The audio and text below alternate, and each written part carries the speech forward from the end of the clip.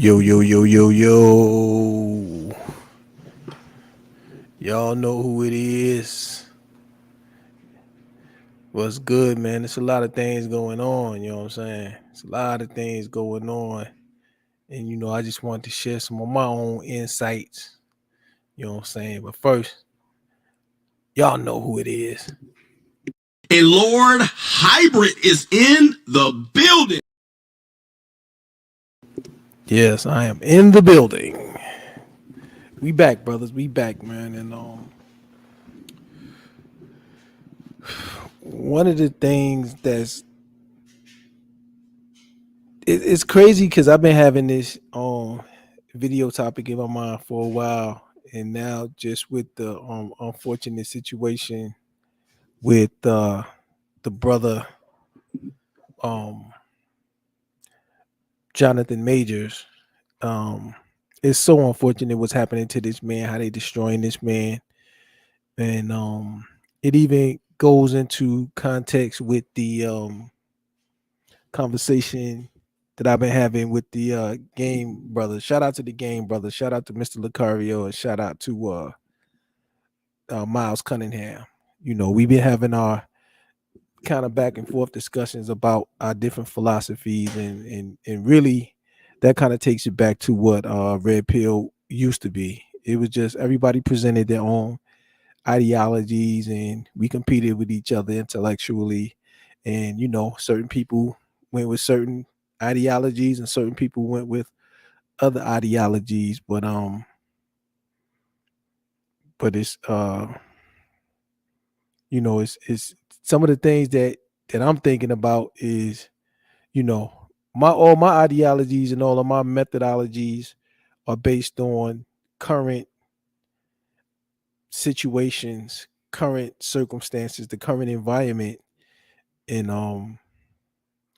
for men who have built themselves up, men of value, or even men who are in the process of building themselves up, even if you at the very beginning, you're in college, or you just graduated from college and you working your first job, or you got your trade, or you're just getting started, but you're on your way. There's a lot of pitfalls, and a lot of those pitfalls come with interacting with females in this modern society. There's a lot of pitfalls, and the more resources you have, the more pitfalls you need to consider. So for me, when it comes to Americans, my motto is stay the fuck away from these hoes. The dumb motherfuckers, like, god damn. Yeah, man, just stay away from them, man. And just some of my observations in life and everything is gonna be what I'm basing it on.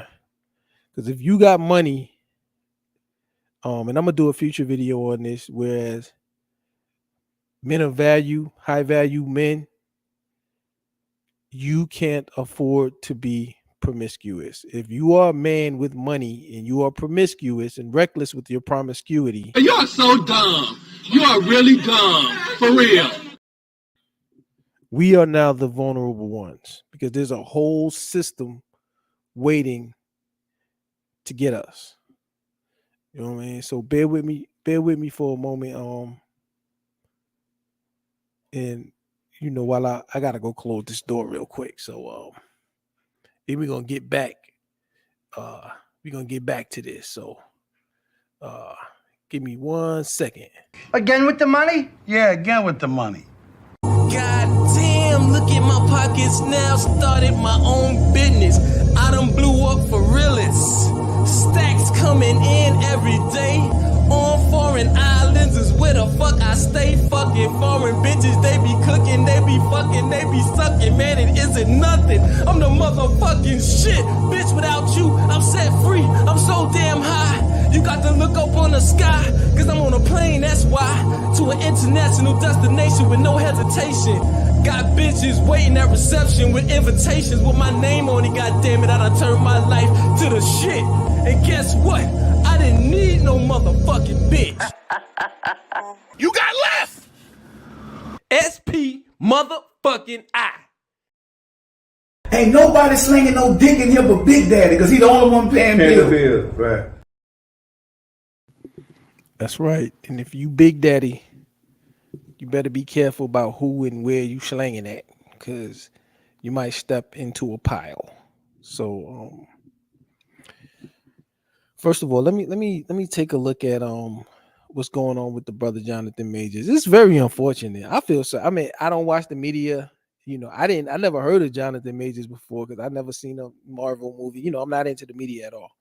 I try to avoid anything they produce. But from what I understand, the man was having you know, he was on the precipice of having a crazy career, and now the man just been convicted um by a jury for the Following situation breaking with his news, own actor girlfriend. Jonathan Majors has been found guilty of assaulting and harassing his ex-girlfriend. A New York jury found Majors guilty of reckless assault in the 3rd degree caused by physical injury and harassment in the 2nd degree. However, jurors found him not guilty of assault in the 3rd degree with intent to cause physical injury and of aggravated harassment in the 2nd degree. To break down the differences in all of these charges, CBS News correspondent Jerika Duncan, an anchor at CBS News, was in the courtroom. She joins us right now. Jerika, joining us on the phone. How did the judge come to this decision? You've been following this case. Or how did the jury come to this decision? Now, before she even go into that, let me tell you something. Um, why it's so hard on men. Why it's so hard on men. And the attitudes of women that you need to understand. Women hate, like if you're with a woman and then you're no longer with the woman, doesn't matter who dumped who, but she's moved on, you moved on, she cheated, you cheated, whatever happened, or y'all just broke up. They hate to see men doing well after they're no longer with that man. So if they have any type of leverage or any type of anything, the fact that you like if you break up, if you and your girl break up and your girl goes on and she does well, she gets wealthy or she marries a rich guy, or I mean, you're gonna see it and you're gonna say, hey man, she's doing good. But it ain't gonna really just irk you and just bother you. But if your woman sees you after you leave her rise up, it's gonna really irk her. She's gonna hate that you're doing good after she's no longer in the picture. If you look at Cassie and Diddy, whatever happened. All we know is what has been said. But after Cassie, Diddy still was going up, hit the billionaire, so-called billionaire status. We're still having success, still all of this stuff. And she done moved on, married another man, had a baby with that man, and she ain't doing so good. That irked her. You know what I'm saying? And even though I was stupid, but even after a lot of guys end up in situations where the woman still has, it's not a clean break. There's a divorce, there's a child involved, so there's potential child support. She's going to keep dragging you into the courts, or she's going to try to get you for the alimony and the child support. She's going to try to take the house. She's going to try to go back, and she's I think it was like David Hasselhoff, for some of the older viewers who remember, he's a famous actor from, I think, Baywatch and Knight Rider.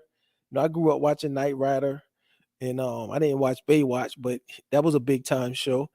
That guy divorced his wife. He was paying that woman large sums of money till he was an old man, to the point where he was like, I can't retire. He had to go to the court and beg the court to lower the alimony to a woman he hadn't been with in decades. They can't stand to see. It will irk a woman, especially if you're an American and she's an American, if you are doing well after you guys break up. Hey, I'm like, yo, once Once I break up with a chick, hey, good riddance, best to you. I ain't even paying no attention to you no more because I'm back on my focus. You know what I mean? Success is the best revenge, but most of these women can't produce success. Cassie couldn't go out there after Diddy and blow up. You know, she couldn't. So his success bothered her. When you break up with her, if you're successful, it's gonna bother her. She's gonna want to do something to you to bring you down. And they get joy from doing what this lady done just did. His ex-girlfriend, as this lady just said, his ex-girlfriend has destroyed him. The man done got fired. Beware of that, brothers. When you break up, she wants to destroy you. Wedding ring, no wedding ring, kid, no kid. I mean, the woman sued Tiger Woods, wouldn't leave a man's house. They hate to see that you still got it going on after they no longer in the picture. That's right. So, Lilia, just to set the scene, I'm standing outside of the Manhattan Criminal Court. We are waiting right now for Jonathan Majors to walk out of court at any time. But as you mentioned, just before 3 o'clock this afternoon, we heard the judge order the jurors to stand up, that a verdict had been reached. The foreman then gave what you just noted, the count 1 through 4. Jonathan Majors was facing assault and harassment charges that carry up to a year behind bars. He was found guilty on counts 2 and 4. That was for assault in the 3rd degree or recklessly causing physical harm and harassment in the 2nd degree. As you know, this trial stems from the March 25th arrest of Majors. For what I understand, she took his cell phone. He was just trying to get it back. And now he got an assault charge. And I mean, yo, man. Hold up. I think I had another. No, let me move this video. I think it was another one. But let's go to this, man. Let's look at the results of what's done happened to this man. This man done got fired. This man lost his job. Marvel drops Jonathan. And see, look, man. No, I ain't on all that black man stuff, black man victim, but I'm like, yo, the black man is still at the bottom of the barrel. They used to say, last hired, first fired. That's what they used to say. This brother, I just don't understand how. I could see if it was like a sexual assault or something. Dude had a fight with his girl. Everybody at Marvel or whatever knows that this is some crap. And now he done got dropped. A man's career and future, who had a bright future, is done. Kobe got did dirty. This is crazy, man. And it's sad, man. Remember, black man, you at the bottom of the barrel. So the studio is not moving forward with the actor who played Kang the Conqueror after he was found guilty of misdemeanor. You get fired for misdemeanor. Oh my God. Assault and harassment. On December 18th, a Marvel rep told Deadline. A source close to the situation confirmed to E! News that they parted ways. Majors played the supervillain in 2023's Ant-Man and the Wasp, Quantumania, and appeared in seasons 1 and 2 of Loki. He was slated to return in 2026's Avengers, the Kang Dynasty, and 2027's Avengers Secret Wars. That's big time Avengers. Marvel has not shared who may replace Majors in the role. December 18th, a jury found Creed 3 star guilty on 2 counts in his domestic violence case. He was found not guilty on 1 count of assault in the 3rd degree and 1 count of aggravated harassment. The charges are connected to an alleged incident with ex-girlfriend Grace Jabari in March 2023. At the time, the pair were riding in a town car in New York when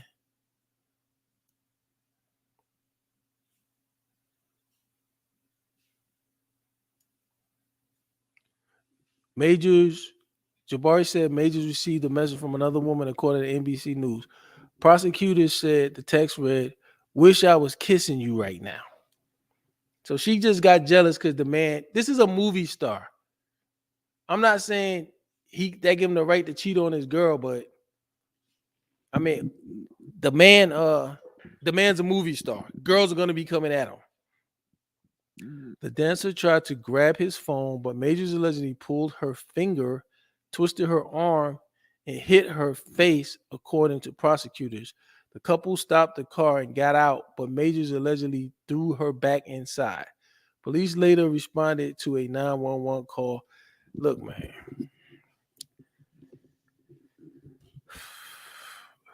Why I don't penetrate American women or date them. And when I say date, I mean like dating like she's my girlfriend. Men of value. It's just they've made it too risky. It's just too risky. And for a man who has look,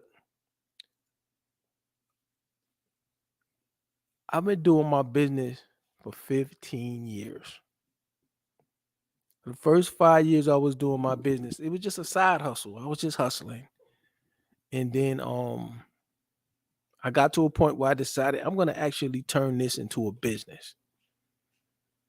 So 10 years ago, I decided to turn what I'm doing now into a business, a real business, a legitimate business. And this is 10 years, a whole decade of my life's work. It took me 10 years to get to $1 million. 10 years just to get to $1 million, above $1 million in annual income. So for me, and so that puts me at, I'm like entry level rich. Like I'm not really rich. There's nobody, I doubt there's anybody in the NBA as poor as me. You know what I'm saying? Like, now my thing is more solid because I own and control everything. Whereas if you're playing for a league or like Mr. Majors here, if you have a boss,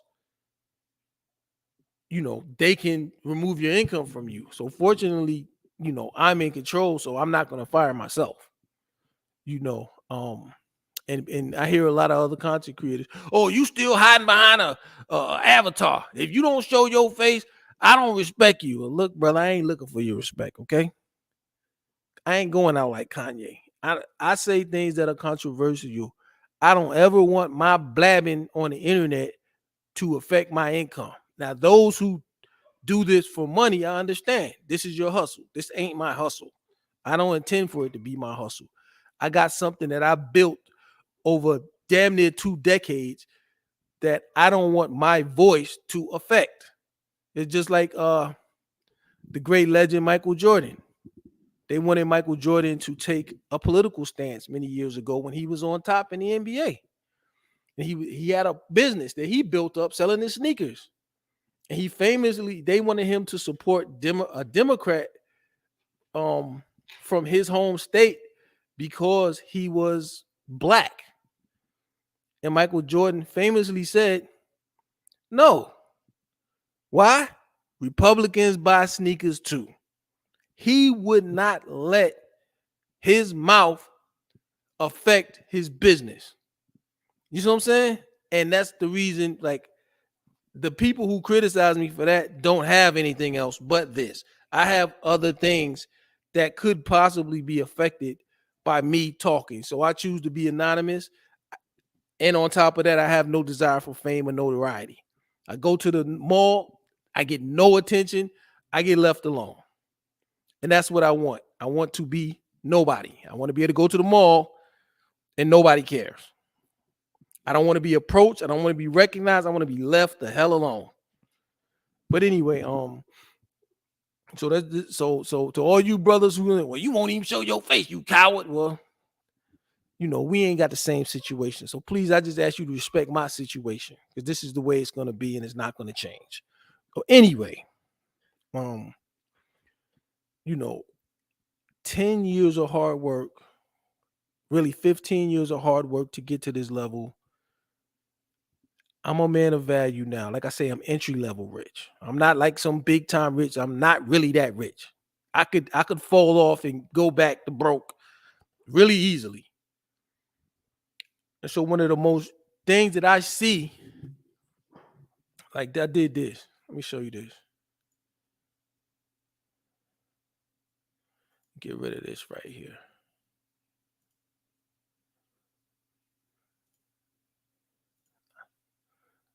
Show this thing I did right here. Look at this.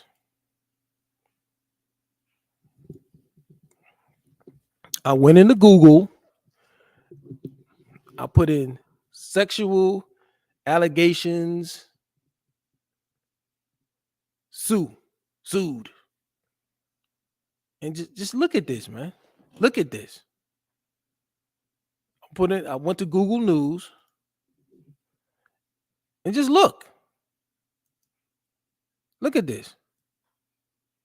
Tommy Lee, sexual assault. Dwight Howard, former Bad Boy president Harve Pierre.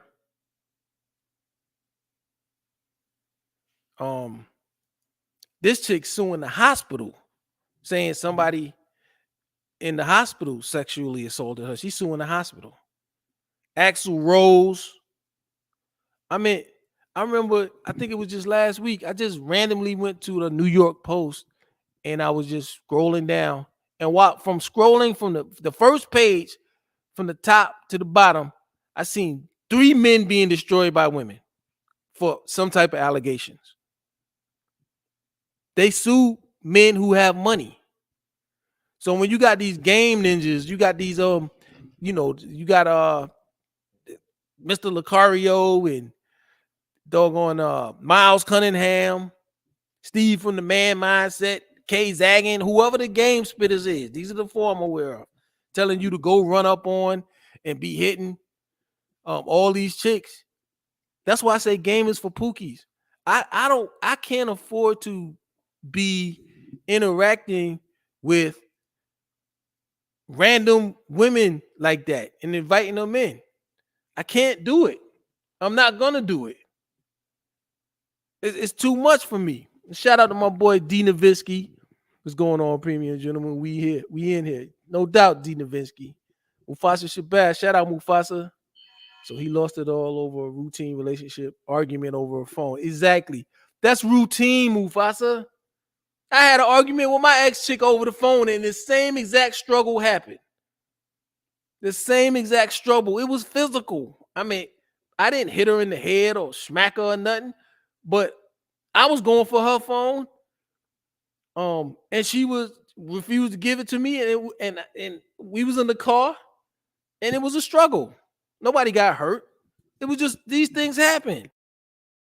These things happen. Now this man done lost a potentially multiple $100 million career over a relationship, over a routine argument. Routine, no black eyes. He pulled my finger. I'm sure I pulled my ex-girl finger. But she didn't, I didn't hurt her. She didn't hurt me. It was just a little bit of a tug and pull trying to get a phone. I lost. She kept the phone. I found out how you want to find out how strong your chick is. Try to take her phone. She'll whip your ass. So yeah, this is this is what I try to tell the game brothers. Like, you can't afford to advise me. And it's not just because I have a little bit of wealth.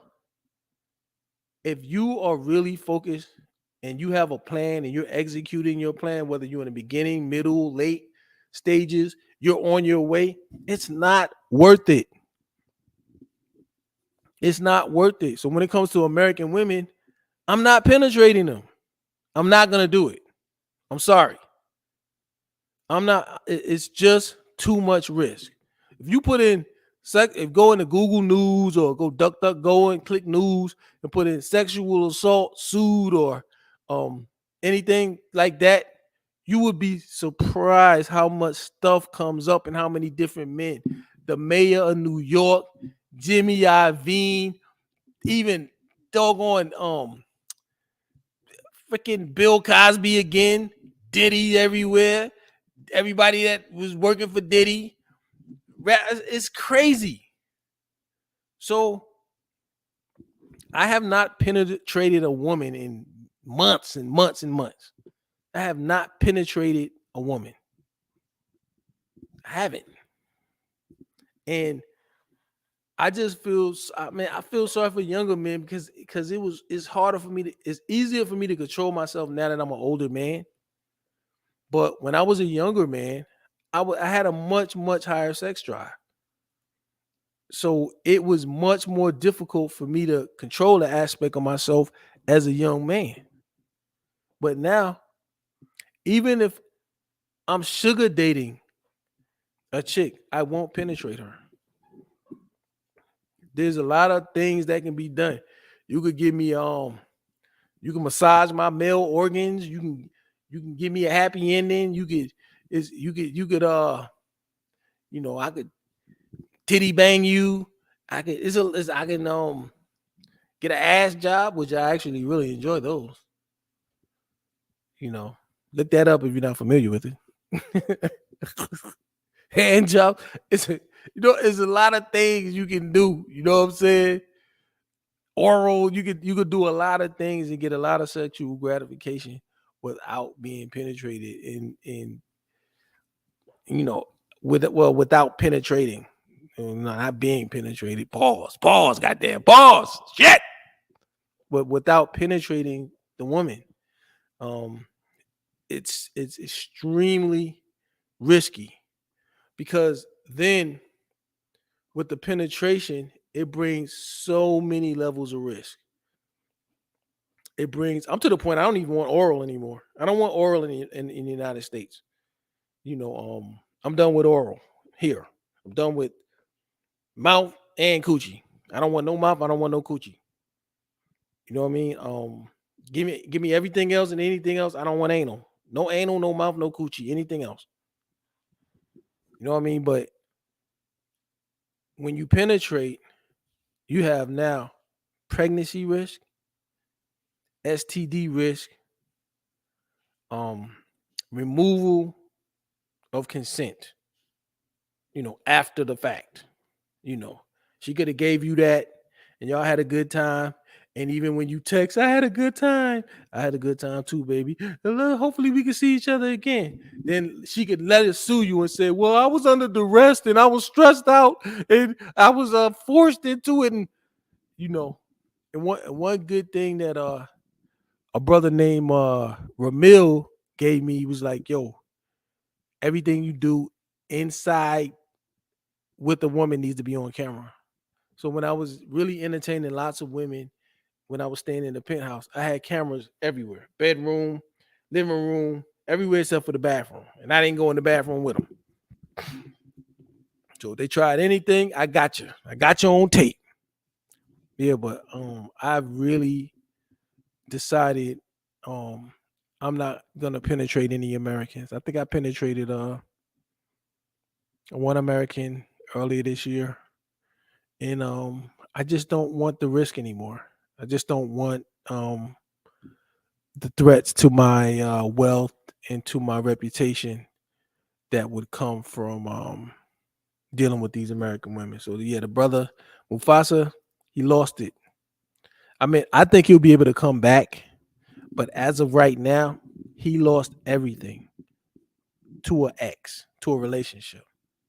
So I mean, dudes ain't married. We done figured out don't marry him. So then Diddy didn't get married. Now he had to pay her $20 million allegedly for her to go away and stay away. $20 million and shut up.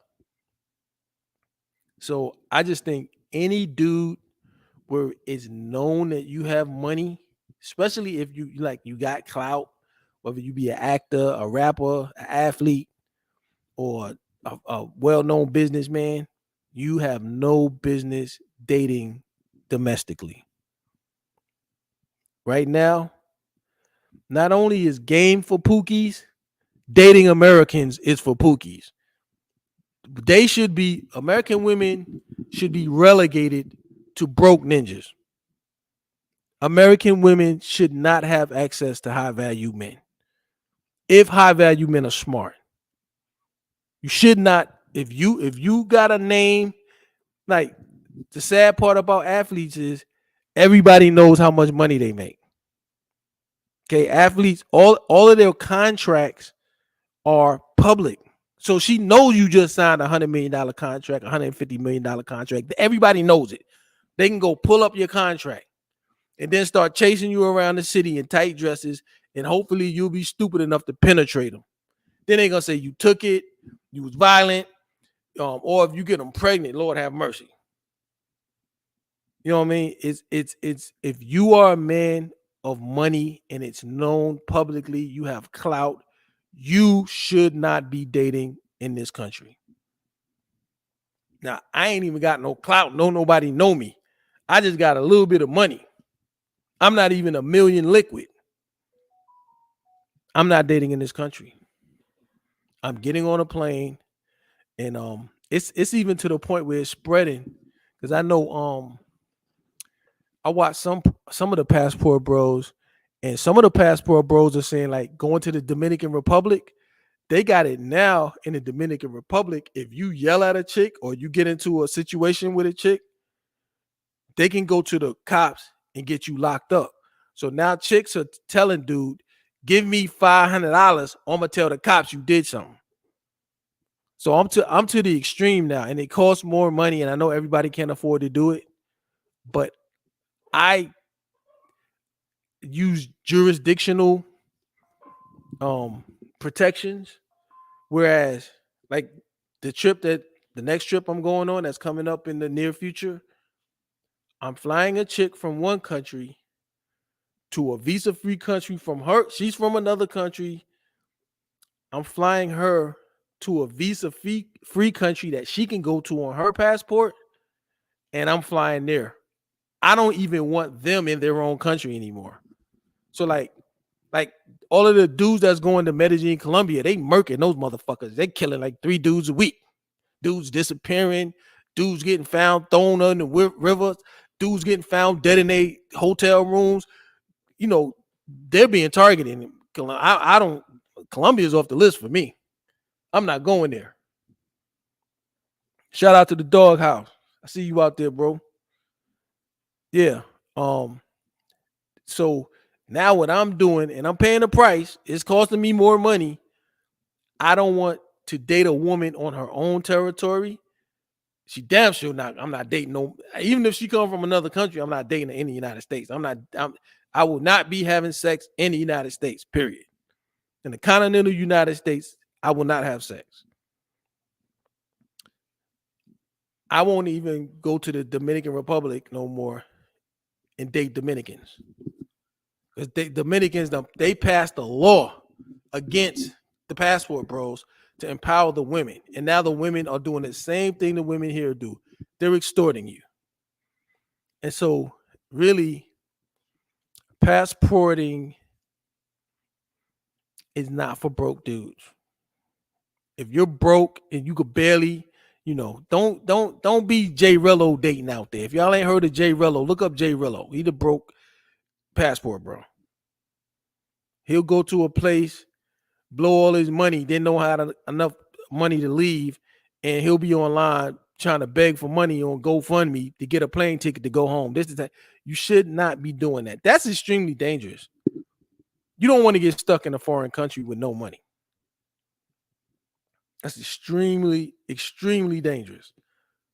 So, yeah, man, I'm going to the extreme measures to protect my future, because ultimately what I'm building is for me to enjoy during my lifetime and for me to leave to the next generation or to whoever I'm choosing. But what I'm not choosing to do is give that to an American woman. That's what I'm not choosing. That's what I'm choosing not to do. Yeah. So this thing with Jonathan Majors is really um unfortunate. It's extremely unfortunate, and I just hate to see it happening to that guy. I never seen none of his movies. I never heard him until this thing popped up, and but at the same time, I hate to see this happening. And to the game guys, man. The thing I always appreciated that you said was that shit about when you said take a bitch shopping and only buy shit for yourself. I appreciated that shit. That was some good shit. I'm Peppy. Yeah, when I buy a watch, I'm taking the bitch with me. I can't wait to buy my first Benz. I'm definitely taking a bad bitch with me to watch me buy a Benz. Let her watch you ball out on you. Shout out to you, bro. I used to listen to a lot of your shit, bro. Yeah, Mufasa, the DR is doing that, and I think it's what's that guy's name? He's an older man. He had a baby. He's an older, I think he's like 60 or 60 something.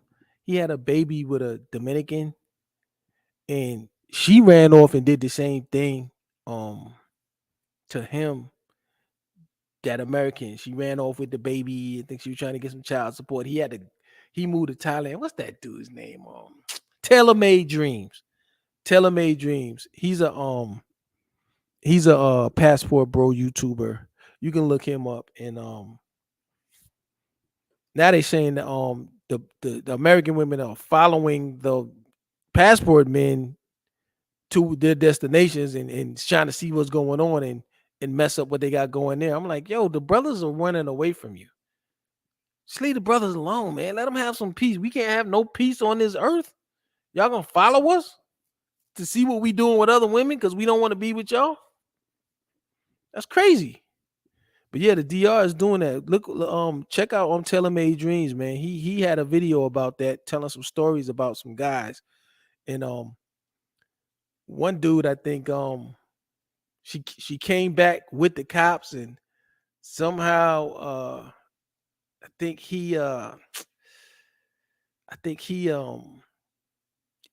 got away, and he called Taylor and told him what happened. He was like, don't go back there, because if you go back there, they gonna arrest you. They're gonna lock you up. And he went back and they locked him up. I don't know if he's still in jail, but I remember him telling that story, and I was like, whoa. So Passport Bros, I mean, I think it's a little bit, I think that's one of them things that don't need to necessarily be public. Whereas, like, if the thing I always appreciated that you said was that shit about when you said being a passport bro, I would never reveal myself as a passport bro and show myself. Like, if I'm passport broing, I'm doing it like me. Like, I don't want to be a target because you don't know who's watching. And you got people like Austin Hollerman and others who actually out there and passport broing, and sometimes passport bros breed resentment in a lot of people, including men and women. So I think it's gotten to an extreme level in Medellin, Colombia. You need to watch this guy named DC Born Rob. DC Born Rob reports on a lot of the things that's going on in Medellin. And hold up, let me see this. Yeah, he reports on a lot of the things that's going on in Medellin, and the stuff that's going on in Medellin is a lot of people losing their lives. A lot of Americans, and they're being targeted. There's a lot of Americans being targeted in Medellin, Colombia, and I think it's getting kind of toxic for the passport bros. So I think passport bros just need to be a little more discreet.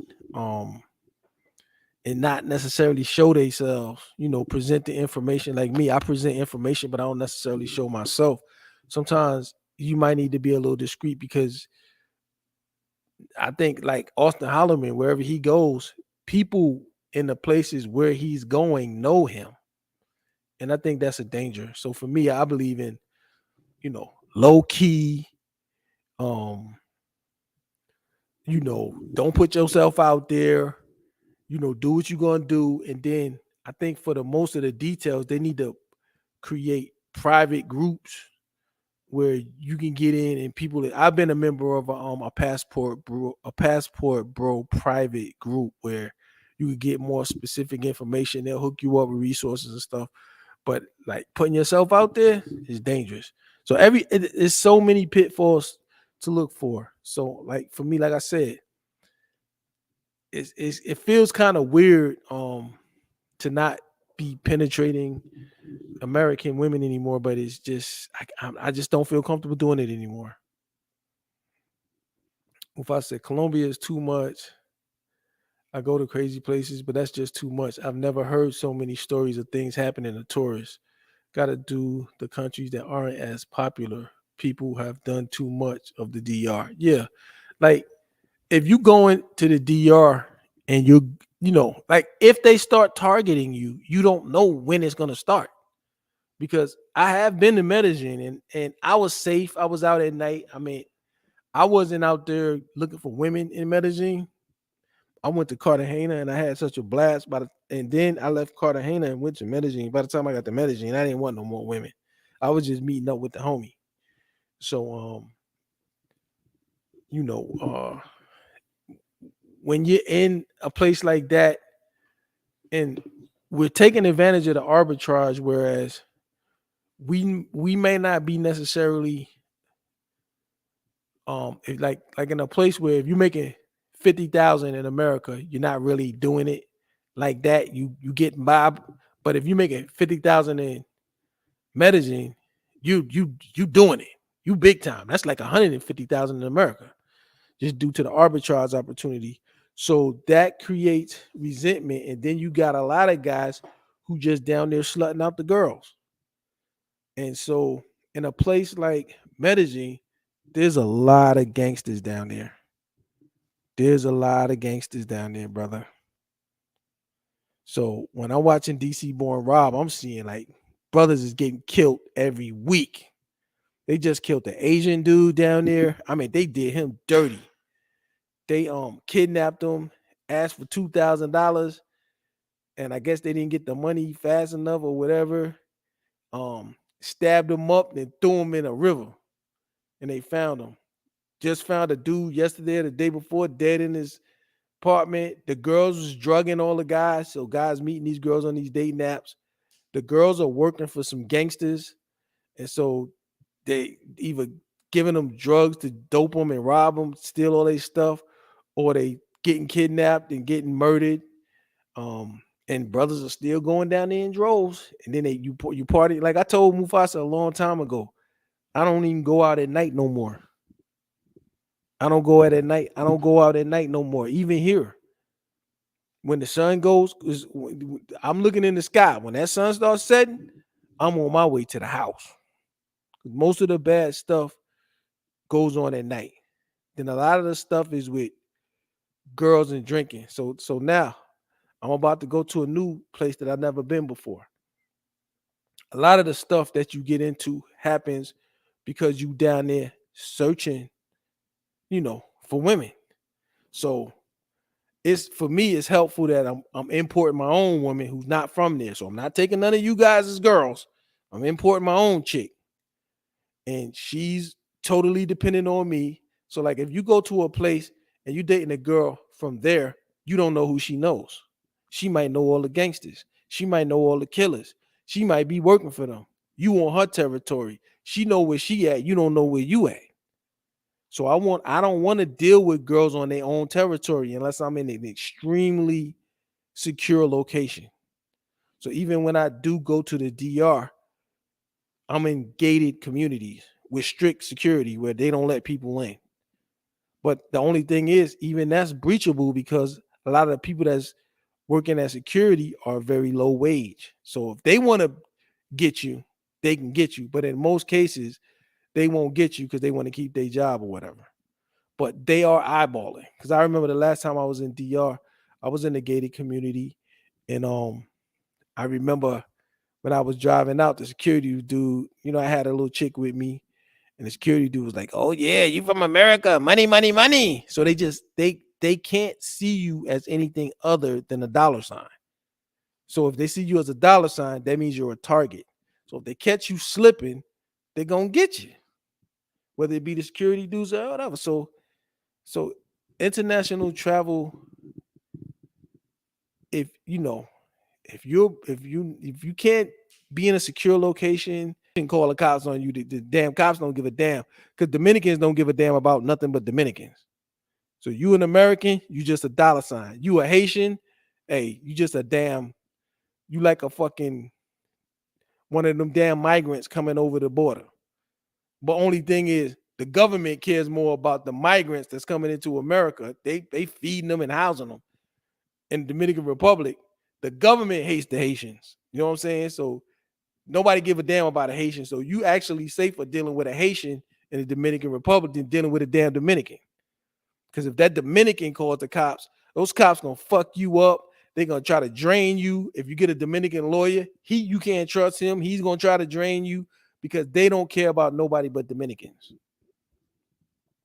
So broke passporting is dumb. And dating and penetrating, particularly penetrating American women, is dumb. So I mean, I know these passport dudes. I mean, these game guys. The thing I always appreciated that you said was that shit about when you said take a bitch shopping and only buy shit for yourself. I appreciated that shit. That was some good shit. The game guys that get you fucked up here, like American women are for pookies. If you're a pookie, date American women, because if you ain't got nothing to take, they ain't gonna sue you. But if you got something to take, you might get sued, bruh. Mufasa Shabazz, what's up, brother?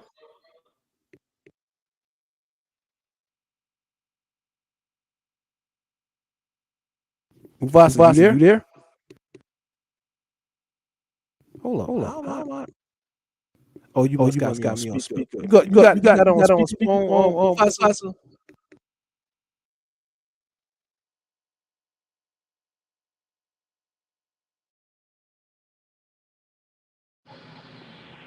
Testing, you there? You there? Yeah, I'm here. Oh, okay. Okay, first I can hear myself coming out your speaker, but now I can hear you. What's going on, brother Mufasa? Nah, ain't nothing. Something's going on. Maybe it's something wrong with my AirPod or whatever. Okay, I think we good now, though. What's good with you? Nah, ain't nothing, man. I'm sitting here working, man. Going over this, just editing, through some clips, listening to some, trying to get on your level, man. No doubt. I'm gonna start telling brothers, man. Within a decade, you can go from broke to rich. You can go from middle class to rich. If you give yourself 10 years, you can change your world. You can change everything about your life. 10 years, as long as you put in the work. Nah, no doubt. But what's your reaction to me saying I don't penetrate American women? What's your thoughts and your reactions to that? My first reaction is I don't feel like it's going far enough, because I don't see that you have to penetrate them. Now I see that you're lowering the health risk and the child support risk, which is 2 of the 3 critical risks. I think the critical risks will be child support, which is the financial, that speaks for itself. Then you got your freedom and reputation, with the false allegation. That's the second one. Then you got the I covered the pregnancy, that, and then you got the diseases. Those are the 3 most critical risks you're dealing with. So you deal with 2, but you don't deal with the freedom and the false allegation. Oh, you mean in terms of just even interacting with them, period? Right. Yeah. Intimately interacting with them is still subjecting yourself. But it's not just, you don't have to go all the way. Like for me, I don't even know if I want to go as far as what you're saying. But I don't know, man. When you say you don't know if you want to go as far as what I'm saying, what do you mean? Like I still want to date. I still want to date these women here. Date them to what extent? To any extent, I still even want to have long-term relationships as an option in my mind. I Why? want to try that. Well, number one, because like the way business is going, any given moment I could like blow up once I kind of get things together. But right now, I just ain't got it to be traveling like that. You know what I'm saying? So, the women here that are close and easier to access are a better option for me right now. So I'm like, man, do I really want to? Is it that serious to cut women out and just wait? Like, what if it take me a year to get it together? Or you know what I'm saying? Or what if I Yeah. miss out on something? I don't know. Like I hired this African chick to work with me. She was pretty cool. She was cool to hang out with. Um, I'm just like, I don't know. But To be honest with you, yeah, it's better for you. It's better for you because would you consider yourself broke? yes, You could be dating Americans because they would be less likely to sue you because they don't think you don't own anything of value, you don't have a lot of money, so it's less risk for you. yeah, So it makes more sense for you than me. I have a lot more tricky though. resources. But then you still have the like what you were saying like when I clicked in, you were talking about women. They could just do it just to be vindictive. You see what I'm saying? Yeah, like look, if my ex chick decided to put any type of charge on me, it's gonna cost me thousands of dollars. Like if she was smart, she would. Mm-hmm. If she was smart, she would, because at minimum, I would have to calculate. Damn, is it cheaper to just try to pay up, settle with her for like 10K or 15, 20K, or fight this shit? You know what I mean? And when you fight it, it's an open-ended bill to defend yourself. Whereas I could probably just give her 15, 20K and just at least I know and I can cap that expense. You know what I'm saying? Yeah. So if she was smart, she would. And that's fucked up. Right. No, that's true. But this is the thing though. Even being broke, um, I've had a project taken down. Now they didn't target me but I had a project in the process of being funded. I told this story on here before, and a chick me too, the CEO of the company I was working with, and the COO. Right, it was like a joint effort of them just going forth making allegations, and they got with this like kind of ambulance chasing lady out here, and they all kind of made these things and made these guys step down, and it interrupted the funding for the project I was doing. Now, neither of these guys are rich. You know what I'm saying? Now, the company's doing nice, but neither of these guys are rich.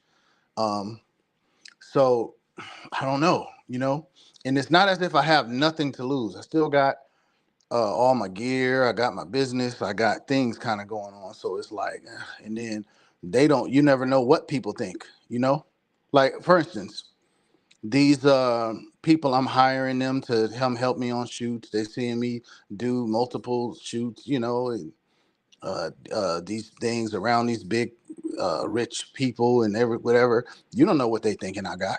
You know what I'm saying? So you just never know. I'm saying, but like, see, and that's the thing about, like, I'm fortunate, it's like the game guys, Mr. Lucario and Miles Cunningham, they were really clowning on me hard and saying, this and that. And but you know what? The fact that I was sugar dating when I was in the penthouse, those girls, they really don't have no information on me. They don't know my last name. They don't know that I moved. They don't know where I live at no more. But really, they're not thinking in terms of coming back to get me because they got paid. You see what I'm saying? Yeah. So the fact that that I'm dating women that don't really get access to my home and don't get to know me and they get paid, it kind of satisfies them on the front end, so they don't try to collect on the back end. So go ahead. You know, Tariq did a thing on that a long time ago. I don't know if you listened to him like that back in the day, but he spoke on that. He said once you reach a certain status, he was like, it's not worth it to do that. He said you can't. He was like, you got to pay front door prostitutes, where you pay on the front end. You got to deal with that, even if you can get them. He was like, that's one of the times where tricking is necessary. I think he was talking about famous people though. But yeah, he was just like, yeah, it's necessary in that case. And see, famous people have double the risk because everybody knows for certain they have money. Yeah. You know what I mean? Like with me, you know, it's a lot of dudes that don't have that much money, but they have nice cars, but you know, they really don't have money. And because I'm with blacks, this is what I noticed too. With black men, they more won't believe that you have money unless you're famous. You know what I'm saying? Because like I've said in the past, when I was living in the penthouse, I was living with mostly a bunch of rich people. My neighbor was a major league baseball player, and the white people were always asking me, "Are you an athlete?" They're not used to seeing non-celebrity rich black people. You know what I'm saying? So for me, it's kind of a cover. They'll probably think, oh, that nigga probably got a car note and he probably barely making, you know, he ain't rich. He ain't rich. You know, there's not that many non-famous rich black people. So it's kind of like a little bit of cover for me, especially when it comes to dealing with black women or younger, attractive, prime age black women in the United States. But yeah, man, for a famous person, it's I hope those brothers wake up soon.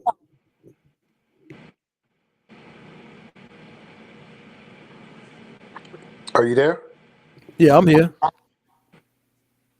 Yeah, my bad. Oh yeah, I was looking out. I wasn't working a second ago. Dog Hell said, "How can a broke guy say at any moment he might blow up, man?" Well, the reason I say it's because I have a business. I have a business, and like for instance, a month ago, I was doing I was just doing business as usual. Then I met a client that within the last 7 weeks has paid out about $6,500 to me, just that one person by themselves. So with business, you literally can blow up at any time. You never know. You're a connection away. You know what I mean? So if I meet two other people like that over the next month, you know, my business would be a lot higher, and then that's not even including all the ongoing clients that I already have. So when I say I could blow up at any minute, bro, I'm not working at Smart and Final doing nothing, bro. I'm a full-time businessman. You see what I'm saying? And at any given time, I can meet the right clients. So yeah, to answer your question, that's why I would say something like that. Well, yeah, man, and see, and plus, you in like videos and stuff like that. So, Yeah. like in my business, I'm not gonna. It's a more slow growth. You get 10% a year. You might have a good year. You increase by 40 to 50%, but because it's just products and marketing. It's not gonna be no big huge like, but you might make something and then it becomes very popular. And next thing you know, Netflix comes to the table and say, hey, we'll give you X amount of dollars, $1.3 million for rights to that film or something like that. So it's a different kind of business where you probably have the opportunity for something like that, but not for me. Yeah, no. I mean, there's a lot of businesses that's that way. But even for you though, you could meet anybody. You could meet someone that's like, hey, I'm not trying to get the details of what you do or whatever, but I'm just saying, you're doing something promotional or whatever, you could meet a big client. I'm sure there's a big client in what you do. You know what I mean? Like, I stumble over someone, they have a 4-day conference. You know what I'm saying? They need us to just go there and film all day. You know, it was 2 days. I just did a 2-day, but I'm just saying it could have been a 4-day. It could have been this. It could have been, so anything can happen, literally. And I'm sure there's a big client for what you do too. Nah, I can't even, if I grow too fast, it'll destroy my business. Cause I've had, like, when I was small and where I was just doing like, 10,000 a month or less, I had people come to me and be like, yo, I'll buy $40,000-$50,000 worth of your stuff if you give me a little discount. And I would always be like, nah, because I can't even fill that many orders. And then when you have way too much demand and you can't fill it, like, growing too fast will destroy the business for me.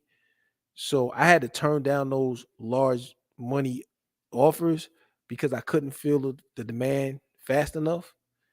And then if they would have spread me out to too many places and all of those places would have been successful, I wouldn't have had the time to ramp up. And so when that happens, that's when somebody with more money, more resources, and a better system than you comes in and takes your business and then leaves without you and makes it bigger than you ever could have made it.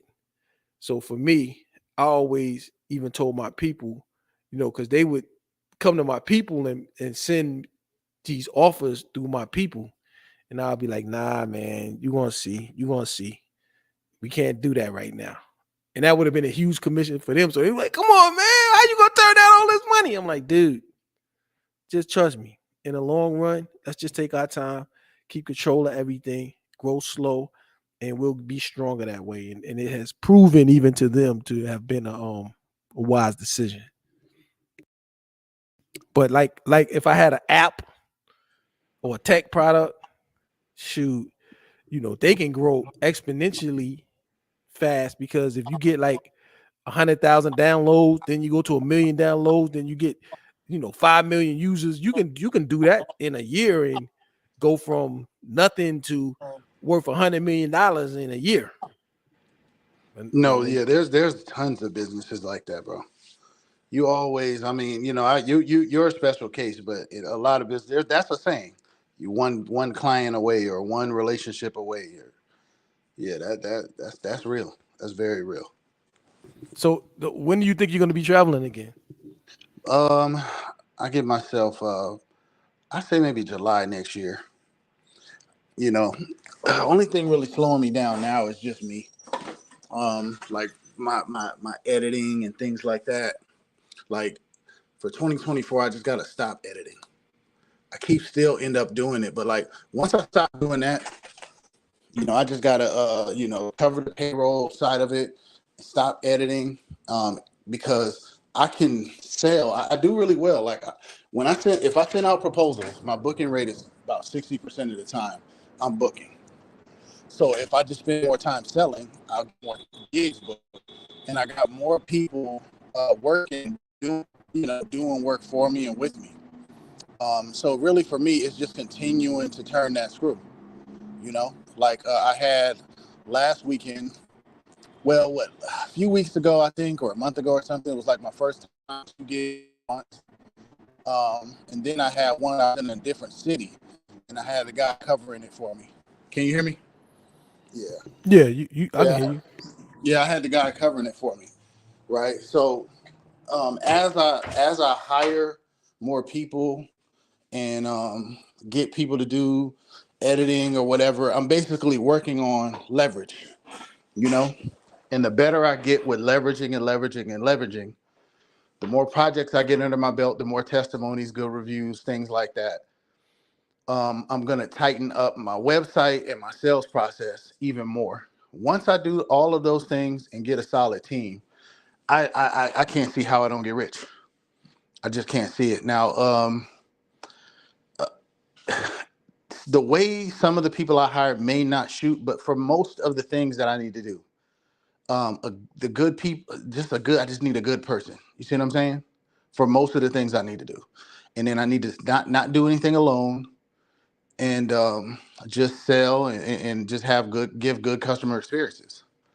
you know. And then all some of these people who I have that are like where I deal with them regularly, take good care of those people. Like I said, I don't see how I'm not on my way as long as I'm doing those things. Okay, that hey, you know what you're doing. Yeah. You know what I mean? You just and look, every aspect of business, every level you reach is a new set of lessons. You know what I mean? Like when you think you got it, like, yeah, if I make this work, I know I'm gonna get rich. And you might be right. And Right. you might get a windfall of money, but when that money come, it might present you with a whole nother list of challenges and things you're gonna have to learn how to handle a whole new situation. You know what I mean? Like it, like for example, if you get that right relationship that you're talking about, or that right client, then that client may be more demanding. And so your relationship management, you may have to come up with a way to manage their expectations, because the more people pay you, the more demanding they're going to become. And so now you have to set expectations. Like I had people, as my business grew and the size of my orders increased, now people complain because it was taking time to fill those orders, and then they were threatening to rescind the orders. And so at every level of your success, you can become a victim of it. So you're not going to just blow up and everything. When you blow up, it's just going to be a new set of problems. But there's going to be problems, and there's going to be a learning curve at every level. Right. No, that makes sense. That definitely does make sense. Because that client I told you about, I be having to set boundaries with him. It's like, well, look, man, wait a minute. You can't just be dropping stuff on me, and you know. But I'm really learning a lot as I deal with him, because he's the type of guy. He's like a dude that kind of fly by the seat of his pants. You know, like, oh no, you know what? No, we're not gonna do that. We don't do this. Hey, can you get this to me today? Or it's just like, it just come with shit out of nowhere. You know what I mean? So, and I'm like, man, I need to have answered like systems in place for all that. You know what I mean? It's like, look, yeah, we can expedite that for you. It'll be the fee that you see listed here. It's just too many situations where I got to be thinking about, all right, hold on, what do I do in this case? You know what I mean? And see, for me, it became a tug of war of power. I ended up on top. But when you first start getting money, when these clients start ordering, they say, when they start writing you larger checks or paying you more money, they start becoming more demanding. And then, like I have to create my processes on the back end to maximize efficiency for myself. You know what I mean? So, they want me, when we were small, we could get pretty much everything to them within a few days of them ordering. So then they would make smaller orders, but they might be ordering twice a month. So as our brands became stronger, keeping up with that, it was too much ripping and running, too much gas, too much shipping, too much everything. And as the volume went up, it was just that model no longer worked. So what I had to do was bring it down to, like, now we do our thing once a month, and we got it on the invoices. Yo, when you get this, go ahead and place the next order, or you're gonna run out. And if you run out, that's your problem. Because how we took the power back is now the demand is so strong that when the people go to the stores and they want the product, if they run out, they try to give them a competing product. The people who, it's just like, if you drink Henny and they be like, we ain't got no Henny, but they give you something that's similar to Henny, you drink Henny. I don't want that. I'm leaving here and going to the other liquor store because they got it. So we've created brand loyalty to the point to where they lose money, because that dude who was gonna buy my product, he might have bought 4 other products too, as far as different types of things. He might have bought up, you know, some sodas, a pack of cigarettes, box of condoms, you know, whatever he's buying. He may have bought other things, but then when he doesn't have the main thing that he came to the store for, he doesn't buy anything. He goes to the next store and he buys all the things he was going to buy. You know what I'm saying? So once they realized that and we didn't bend, the leverage turned to us. And so now they, you know, when they get mad because you know, they ran out or something like that, we tell them, like, you know, that the shipments are only coming once a month now. You should have bought more. So if you ran out, that means on your last order you didn't order enough. So increase your order to make sure you get through the whole month. And then when that gets delivered, go ahead and place the next order. Whereas in before, if they had some inventory in their stores, they wouldn't order again until it ran out or was getting low. But now they get an order, they know they're not going to get another shipment for a whole nother month, so they place an order again immediately when they receive their shipment. So it makes it easier for us to create larger batches when we processing these orders. So it's like I said, it's every business is unique. So I had to use leverage to maximize with my customers and to establish that, look, bruh, if you want to do business with us, it's on our terms. But we do good business, they get a good margin, and we continue to grow. And I continue not to penetrate these American women. I don't have to penetrate them anymore, but I'm glad you still gonna do it. Yeah, no, you there? Yeah, I'm here. Yeah, okay. Yeah, because I'm having my phone, it'd be like disconnecting and coming back. But yeah, no, that makes sense. I mean, I think the biggest thing for me really in terms of that, because you could get bullied in this shit too. You know what I mean? But I mean, any business you could get bullied. But the thing is, when you know you can sell, because the one big client, you know, that can mess you up too. I read about that, and I forget which book I read about. It was a sales book. I forget, but he always talked about that. You shouldn't be chasing the one big client, and he was just like, yeah, even if you do, you know, you can get stuck on the one big client, and you know, you won't have your you won't have your basis. You know, you won't have your basis. So yeah, that could be an issue too. But go ahead. Hey, who do you know? I've been having this debate back and forth with these game guys. Do you have an opinion? Do you side with either side? What are your thoughts on game? Well, you know me, my game. argument against them and their argument against me. I don't know if you've been paying attention to that, but if you have, what are your thoughts? Well, I have no desire to sugar, and I don't have the ability to sugar.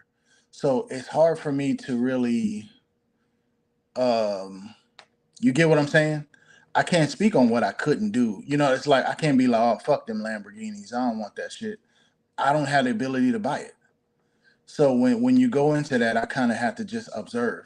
Like, but as it looks today, like when I picture myself with money, I don't really see myself. Sugaring doesn't seem attractive to me.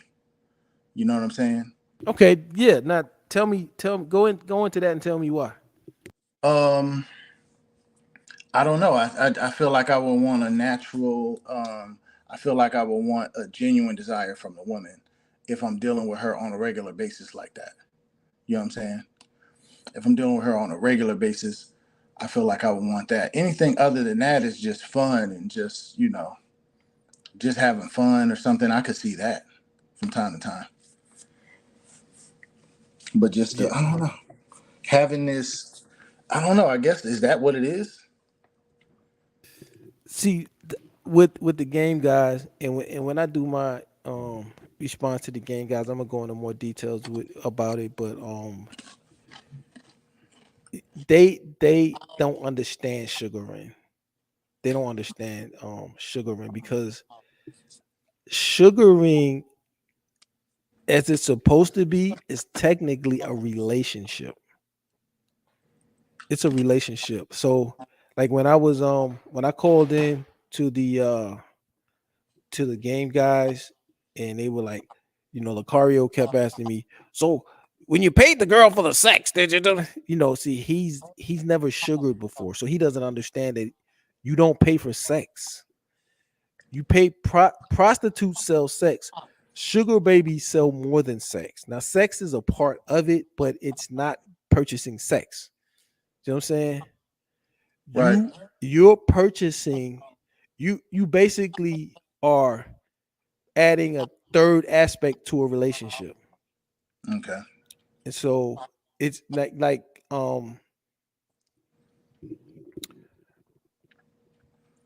like in a traditional relationship, it's basically a mutual attraction, which is based on whatever she's attracted to about you. And you working it basically through that. There's still a money aspect in it, because if you have a woman, you're gonna have to support her in some way. If you're a grown man, you know what I mean? Yeah. Like you A lot of can't guys be. today don't do that though. A lot of guys living off women today. You know how things are now, but in I most don't know how American things people, are now for regular guys. yeah, I mean a lot of 50-50 situations, a lot of women making money, significantly contributing to the household, A lot of homes are like that. So it's not like they're just sitting there. It's a lot of people who ain't necessarily carrying a wife like that. But okay, but pre-wife, just dating situations Right, where right. they're in committed relationships. Um, I mean, they may let's say they may not even live together. So you're dating a girl, she's your girlfriend, you're in a committed relationship. She has a separate residence, you don't cohabitate. Um, like when I was in that situation, I still had to help my girl. You know what I mean? Because mostly women are not as good with money as men. Um, so you're gonna find yourself still, you know, I mean, it's not like don't still most guys pay for dates. Yeah, they still do. So if you got a girlfriend, you're gonna be paying for dates. Um, it's just like my homeboy. I got a homeboy here. We went to college together. Now he got a girlfriend who lives in Ohio. So, like I said, this guy, he doesn't make six figures, but he doesn't have a lot of money, but he's a single man. He doesn't have children. He owns a townhouse and he owns a Lexus. I mean, you know, both of which are being financed. So he's got payments to both of those. But he flew his girl in because he was like, he wanted to bring her to Charlotte, but he was like, man, to get from Ohio to Charlotte, that was like $800, $900. So I could get her to and from Atlanta for $300. So he flew her to Atlanta and then got them a room down there and saved a little bit of money. Maybe saved a couple of $100 for them to have a weekend down there. You know what I'm saying? But he's still coming out the pocket so they can see each other and paying for dates, and you know what I mean? So he's a regular guy Right. in a regular relationship, but he's still paying. Right. So with a sugar relationship, you kind of, it's understood that you're gonna pay for most of the stuff, and it just depends on um what you agree to and what levels you can afford. So, and your level of physical attractiveness actually goes into the equation as well. So if you're in, like the older and less attractive and less fit you are, the more you're going to be paying to get, a woman with a body like this young lady dancing on my screen. If you want something fine like that with a perfect body and a cute face, it's going to cost you more if you're older and unattractive. But for me, sugaring, like my homeboy who put me up on Lucario, who loves Lucario. What he's doing is more than this is the thing that perplexes me about this guy. And he's a very close friend of mine. He's paying a whole lot of money. He's paying rent. He done provided her with a vehicle. She's overseas, but he's paying her rent. He's giving her a salary. He buys gifts all the time. He pays for their travel. He's paying a lot of money. Now, he's a 6-figure guy, but he makes a lot less money than me. And I've never, now he's older than me. He's in like his mid-50s. He's not an unattractive guy, but he's not that attractive either. You know what I mean? He's like mid-level. He's somewhat fit. He wouldn't be considered fit, but another Mufasa popped up. I don't know which Mufasa you know what I'm saying. No, This this right is it. Hold up. I'm gonna get this one out of here.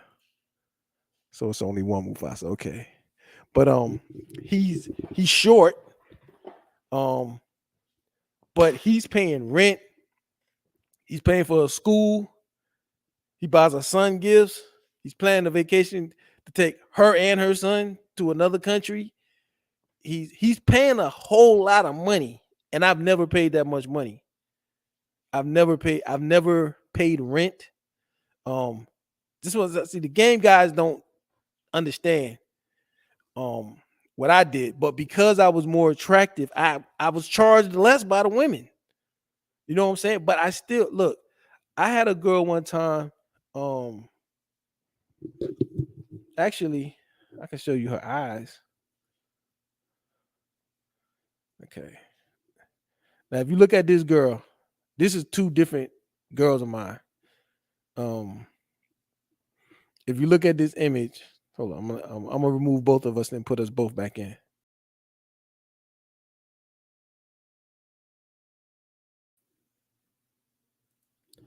Now the eyes are from one girl, the girl I'm actually talking about. Then the rest of the girl is from the Haitian, from the Dominican Republic. But the girl with the girl with the eyes, we started sugaring. I met her on Seeking Arrangement. She started coming to the penthouse. We started doing our little thing. You know what I mean? And she was really feeling me, like really feeling me. And I remember one time she came over, these back in my weed smoking days. So we'd sit out on the terrace and smoke some weed, then we'll go in and just do our thing. And one time she came over, we did that, and then she gave me a hug and she left. Now I was more of a PPM, so you come through, take care of Big Daddy, then I bless you with a couple of $100. You know what I mean? Normally that's how I did it. I wouldn't give nobody less than 200. So I gave her 200 cash normally, but the chick, we just kicked it and we got to the level where we, she'll come by once, twice a week. She kicked it and she dipped. And I was like, yo, you forgot the money. I had to call her back and run downstairs and go give her the money. She forgot about the money. You know what I mean? So a sugar situation it doesn't mean you're an unattractive dude or you're a lame dude who can't get women on his own merit. It just, for me, I was a fly guy. I just preferred sugaring. I like the money made the relationship where I didn't have to have accountability to her. You know what I mean? She couldn't call me and say, what you doing, where you was, where you at, all that traditional shit, all of the bullshit. Adding the money into the relationship relinquished the headaches of the relationship for me. And I was willing to pay for that. And it gave me access to a whole nother level of women that I wouldn't have ran into. See, go ahead. That makes a lot of sense. Am I super loud? Because it's making it look like I'm loud. Yeah, you loud. All right, let me turn it down. But yeah, that makes a lot of sense as it relate to like if you ain't trying to have no kids, no wife, no, you see what I'm saying? That to me sound like you just having fun. And at that stage, I was just having fun. And yes, I wasn't on Seeking Arrangements looking for anything other than sugar relationships with women that I was extremely physically attracted to.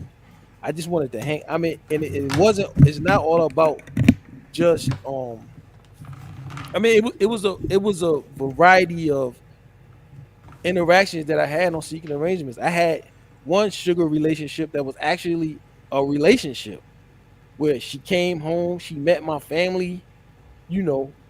It ended up not working out, but during the whole course of that relationship, even though she was coming home with me and meeting my family and all of that stuff, I was still paying her and giving her money. She and so close to a traditional relationship that made it the most expensive sugar relationship of them all.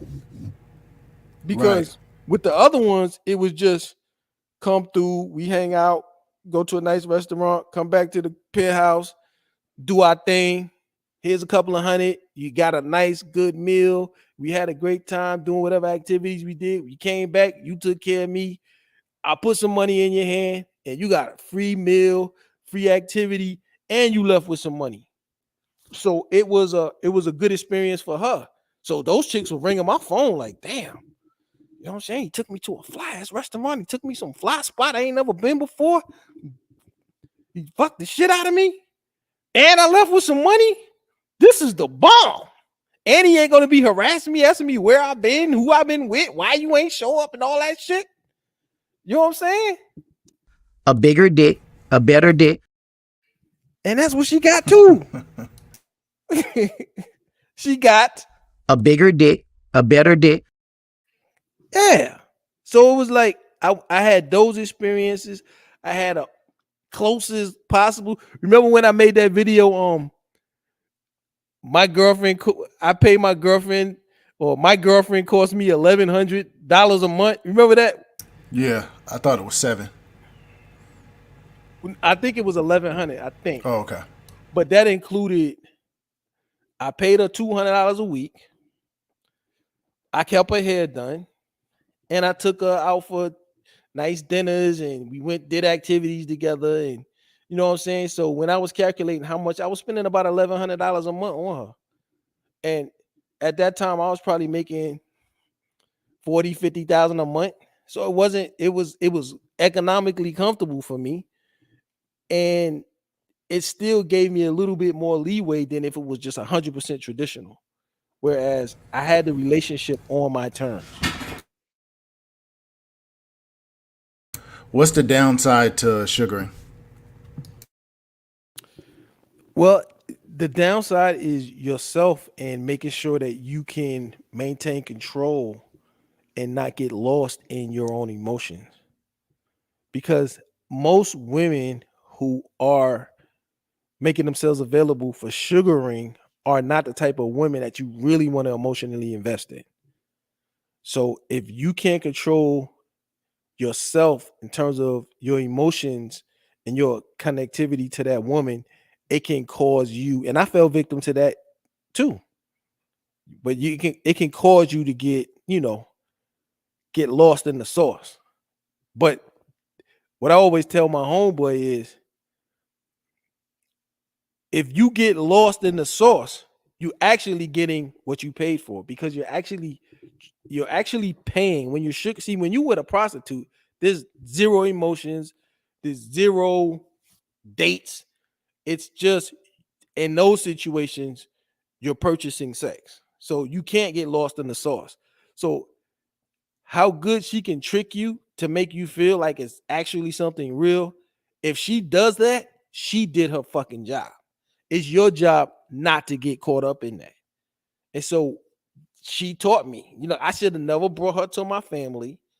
But what she did was, she was like, I don't feel like I'm your sugar baby. I want to be your girl. I want to be with you. And I was feeling her. You know what I'm saying? So I got lost in the sauce. And that was a good lesson for me. Like, don't get lost in the sauce. If it's sugaring, it is what it is. Enjoy it for what it is. Don't ever think it's real. And if you can handle that, which I'm telling you, if you date enough sugar babies, you're gonna find one that you really click with. Like, everything, it's gonna be just like the best relationship you ever had traditionally. You're gonna find that one. And the thing is, if you do find that one, she's young, she's attractive, she makes you feel like she likes you. It feels real. She says and does a lot of the right things. Then you start believing, well, man, she probably ain't that bad, because she says she just had got out there, and what I mean, she ain't never really, you know what I'm saying? You'll start lying to yourself. Nigga, you found her on the sugar baby website. She's selling herself. Nigga, stay in control. Enjoy it for what it is.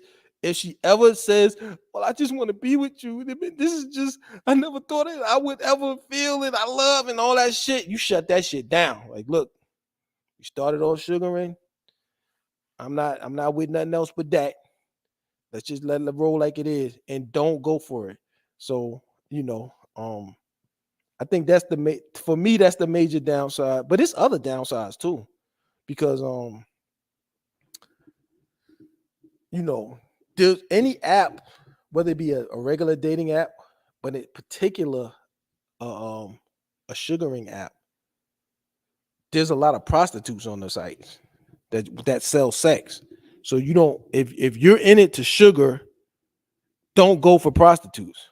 So you got prostitutes and scammers that's heavily on sugaring sites. So you got to beware of those. Those are downfalls just to using a sugaring site.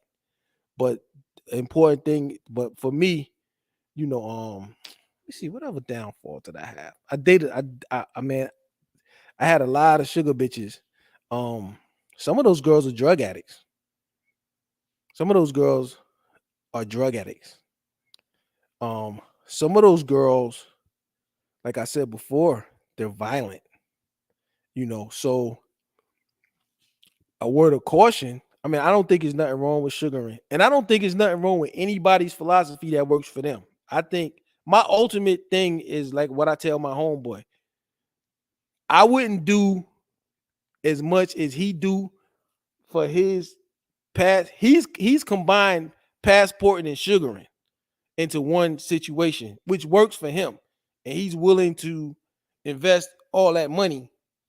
And like I said, he makes way less money than me, but he's getting what he wants. And so even though I criticize him, and I be telling him, I'm gonna take you into conservatorship because I think you're being financially irresponsible, just talking shit. You know what I mean?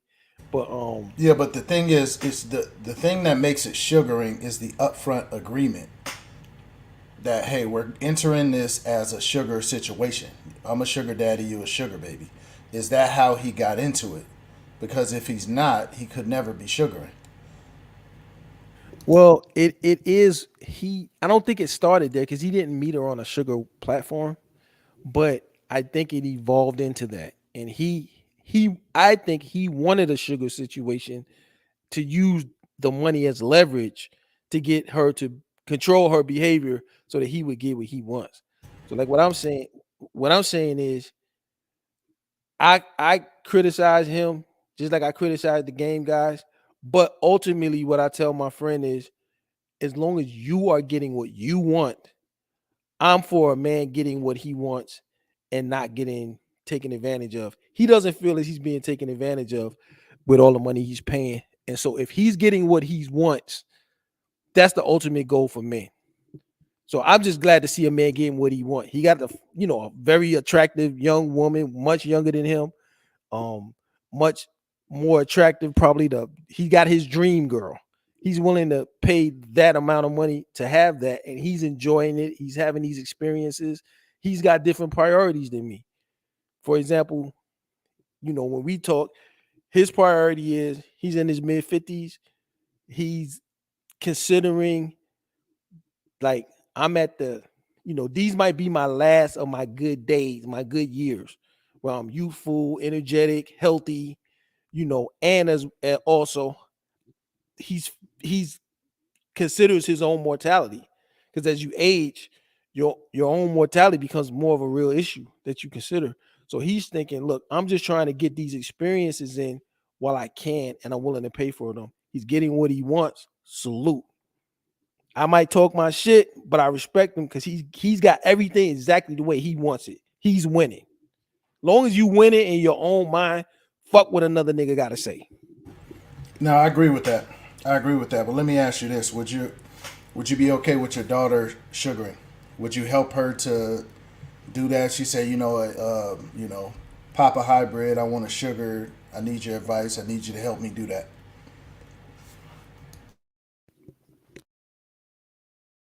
That wouldn't be my preference for her, because there's a lot of risks.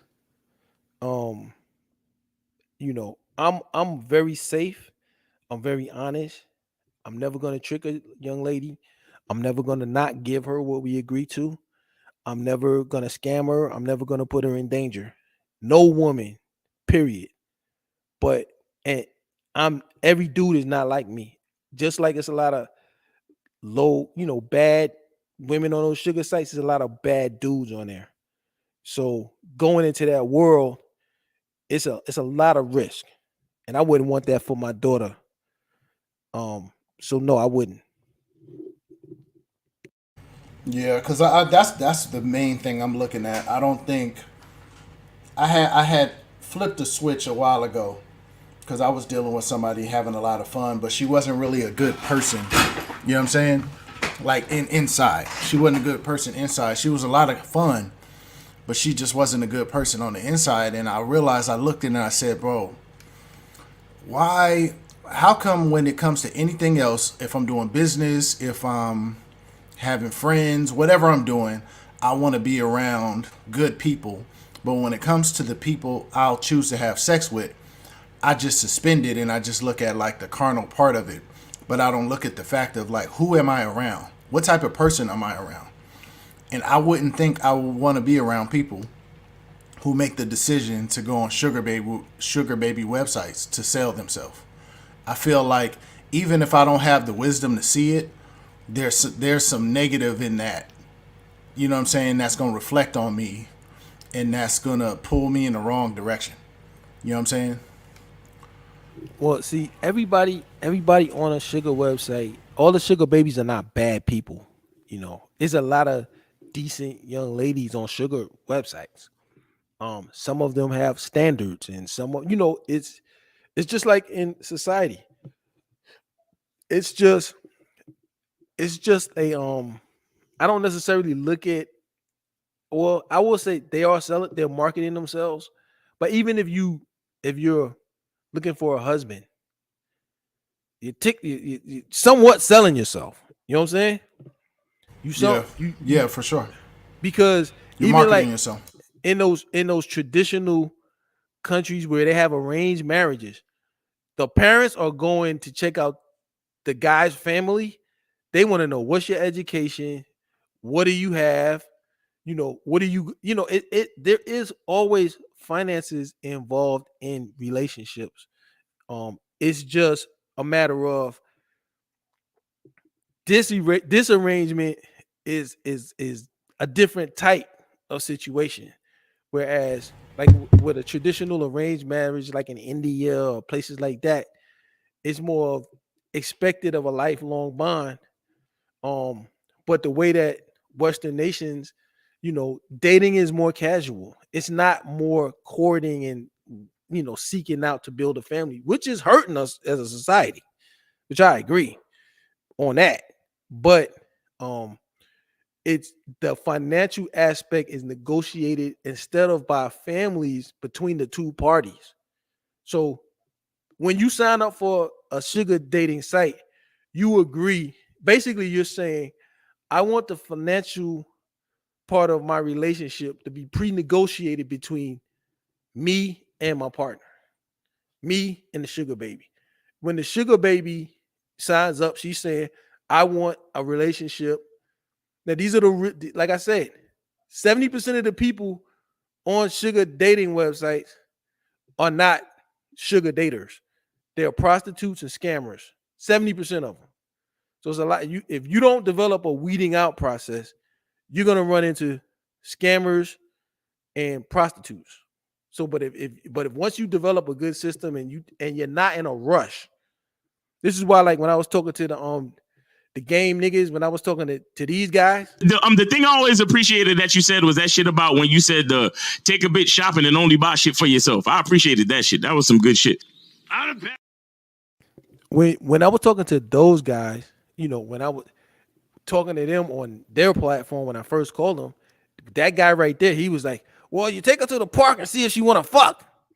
And it was all about getting to the sex as soon as possible. But when you have value, my goal is not to get to the sex soon. My goal is to firstly make an evaluation on the quality of the person. Is this a person that I want around me? So they would ask you, well, what do you do with a woman? Because they were like, if it wasn't all about sex, like, what do you do with a woman? Like, why do you have her around if it's not about sex? I'm like, yo, a woman is a person that's going to be around me. You know what I mean? So my first goal is to get a sense. That's why I say, like when I showed my these guys, they just didn't understand. When I showed my phone and I was texting back and forth with that potential sugar baby candidate, the white girl with the ass, and I was asking the question like, are you trustworthy? I was asking, telling her, giving her my program, like, yo, I meet up with you in the daytime. We go to the bar at a really nice restaurant, like at noon, daytime. So that I feel safe. I want you to feel safe. I want to feel your vibe. I don't want to talk about no money. I don't want to talk about no sex. I want to have a conversation with you. Can you hold a general conversation? So like if the girls are talking about, if they get there and they just talking about money, you're a prostitute. I hope you enjoyed the meal. I'm out. We ain't talking no more. You're not a sugar baby. But if we can just hold a conversation, just like if we were on a regular date, we wouldn't be talking about money. We'd be talking about, just general conversation, trying to just get a feel and a know for each other to decide if we want to see each other again. For me, it's the exact same thing. They can't understand that because there's a potential financial arrangement in it. So they be like, you're buying pussy, you're paying for sex. They've never sugared. You know what I mean? So what my homie has with his overseas girl, that's a real sugar relationship. He's met her family. He met her parents, her son. He just bought her like a little Xbox and took it down there to give to her son. He giving Christmas presents to her son. He's went to the family home. You know what I'm saying? So the family actually trusts him. And I don't even know if I think the family is aware that he's helped her family members in situations. So it's not just he has an excellent example of a real sugar relationship. You know what I mean? It's not just buying sex. It's not trying to fuck fast. This is a person who's going to be around you. I want a quality person around me. And there are quality sugar babies. It's okay. It's about when you're mentioning trying to fuck, it's trying to see if the chick desires you. You see what I'm saying? Now, where does that fall into all of this for you? Is it not important that a chick naturally just desires you? I would say for me, I do look for that because I'm not the type of dude that, like I say, I don't like to pay for sex, and I like to have a genuine interaction. I like to have fun. So I am looking to see if I think the girl is attracted to me. And girls are easy to read. So like Lucario's like, how do you know that the girl's actually attracted to you? I mean, if you have experience with women, you know a woman that's attracted to you. I've had women who not attracted to me before the sugaring. I went on dates with chicks that wasn't attracted to me. I went on dates with chicks that was attracted to me. You know what I'm saying? And I can always tell. So it's just the interaction, the eye contact, the is she interested in you? Like if a woman is asking you questions and she wants to know about you and not just about your money, like I said, even before I had money, where you from? Or she's interested in you. She's interested in knowing about you. She compliments you. She gives you strong eye contact. The body language. When you walk in, does she kind of press her body up against you? All the little things that the signal change just because you're sugaring. So this sugar daddies who know that the women ain't gonna be attracted to them. Old flabby white dudes. If an old flabby white dude who's 72 years old, he knows that young hot chick's not attracted to him, so he's gonna pay more, and he know he can't get that level of attraction, so he's paying for the fact that he doesn't have any attractiveness left. He just wants these experiences, and he's getting what he wants. So yeah, you can just remember when a real sugaring situation, it's a real sugar relationship is the exact same as a regular relationship. It's just a defined financial arrangement attached to that. I see a lot of. I can understand what it is you're saying. I guess all these fucking game niggas, they lurking in the damn, listening. Oh, Miles, yeah. I know you listening, nigga, Mr. Lucario. I'm coming for you, niggas. Nah, I mean, that's where I believe. I mean, when it comes to the game, I only talked about the one side when you asked me the question. I feel like with the game shit, if you just like become successful at something, you'll do 90% of what they telling you automatically. You know what I'm saying?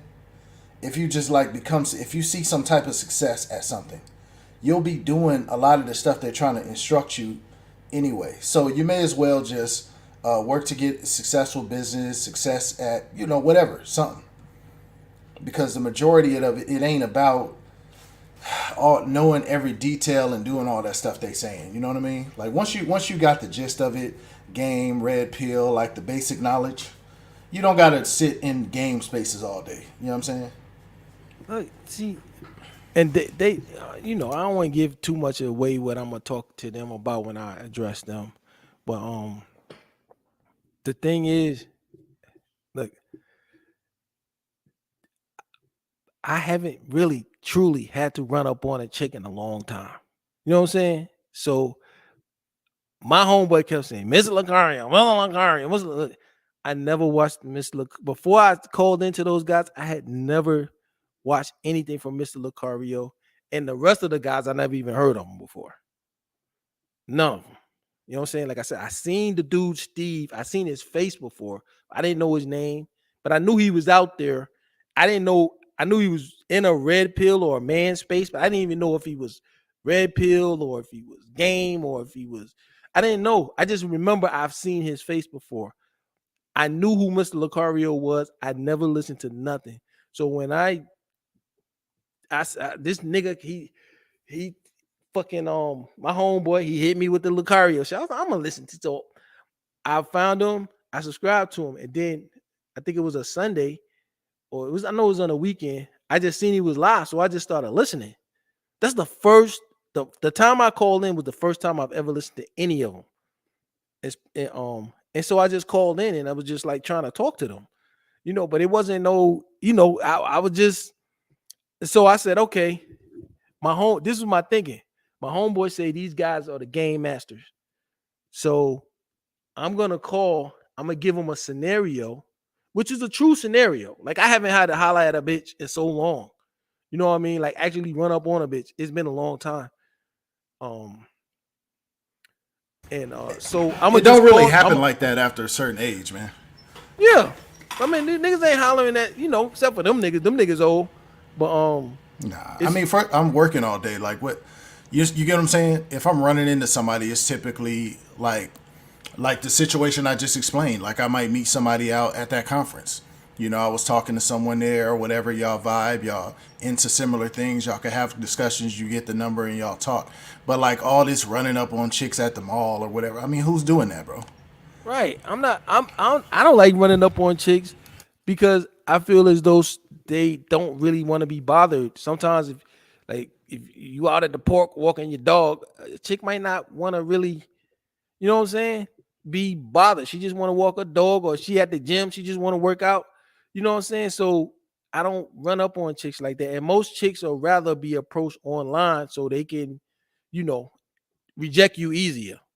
So if you holler at a chick on a line on the internet, she could just left swipe or whatever the fuck they do, just don't respond or whatever they do. But they don't necessarily want the uncomfortability of rejecting you in person. So sometimes they, put around that like, don't give you eye contact or kind of give you those like stay away from me vibes. And so mostly I just don't holler. But my homeboy saying these niggas got all the game. So I said, okay, I'm gonna call in. I'm gonna give them this scenario. Look, I'm rich. I ain't had to holler at a bitch in a long time. I've been sugaring and passporting. Give me some game. Help me with my approach game. And they did what they did. So that's the reason I called, man. It was 100% honest. I don't tell no lies. That's the facts. So that's what happened. And so that's what initiated all of these debates. But I think it's a good debate.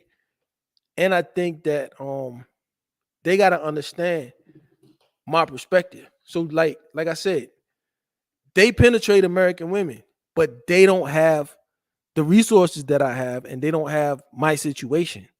So I'm not saying that they are wrong for hollering at a bunch of chicks or whatever, but they'll never convince me to think like them because they're not in my situation.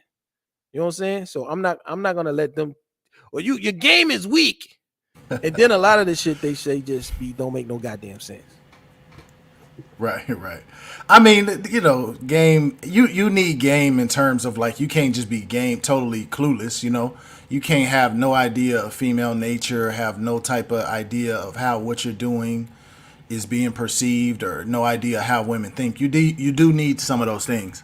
So I feel like maybe when you're younger, or maybe something like that, or you could maybe use coaching. It depends on your goals, like if you're the type of person that wants to sugar date, then you probably need some information, on that, or some game, or some coaching, or whatever, or maybe some direction. But it depends what you're trying to do. If you're trying to get a wife, I don't know. It don't sound like their coaching would get me a wife. It didn't strike me as that. I never listened to none of them either. I watched your video with them. By the time I heard of them, I was older. I didn't really, I didn't need that. You know what I'm saying? And so it depends on your goals. I think I had chalked it up to those guys are like for you, like younger guys. I thought watch them, maybe guys in their 20s or something like that, where you're still trying to figure that out, still trying to do that, and you want to kind of hear some things from some older guys, maybe give you some, just direction on life and manhood and talking to women and stuff like that. But for most people, I don't know if all that is necessary. Yeah. See, for me, when I started listening to them, the most thing, when they would be talking that I was thinking is, shut the fuck up. You know what I'm saying? That's what I was thinking listening to them. But really, they one thing where I think they have a weakness is I don't feel as though they tell the whole story. You know what I mean? Like you asked me, what's the negatives of sugaring? Right? Yeah. They just act like go out there, holla at 25 chicks a day, bang them the first night. I mean, it's a lot of extra bullshit that's negative that comes with living that way. Whether no matter what your age is.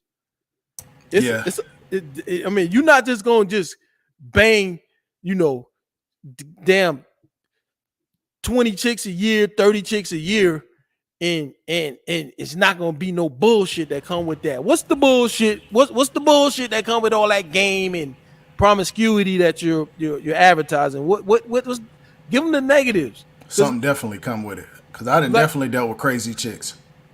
You're gonna run across a lot of bullshit, especially nowadays.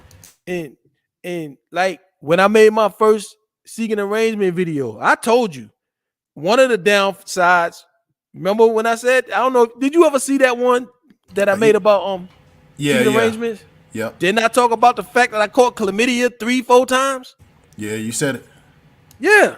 I gave you the negatives. I gave you strategies in terms of, how do you, because you got to always think this too.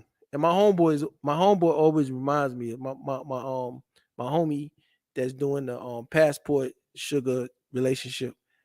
He always reminds me like, look, you got to understand we're bigger and stronger. So every time a woman meets a man, he's a potential threat because he's bigger and stronger, and she don't know him. You know what I'm saying? So there's a risk that we pose to them. She might be toting a gun. You know what I mean? Like they got purses.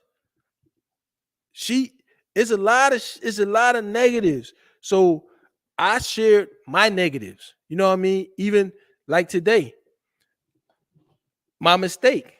I drank the Kool-Aid with one. She said, hey, I liked her so much and we clicked so good and she was so beautiful to me. And she was my physically, she was exactly what I wanted.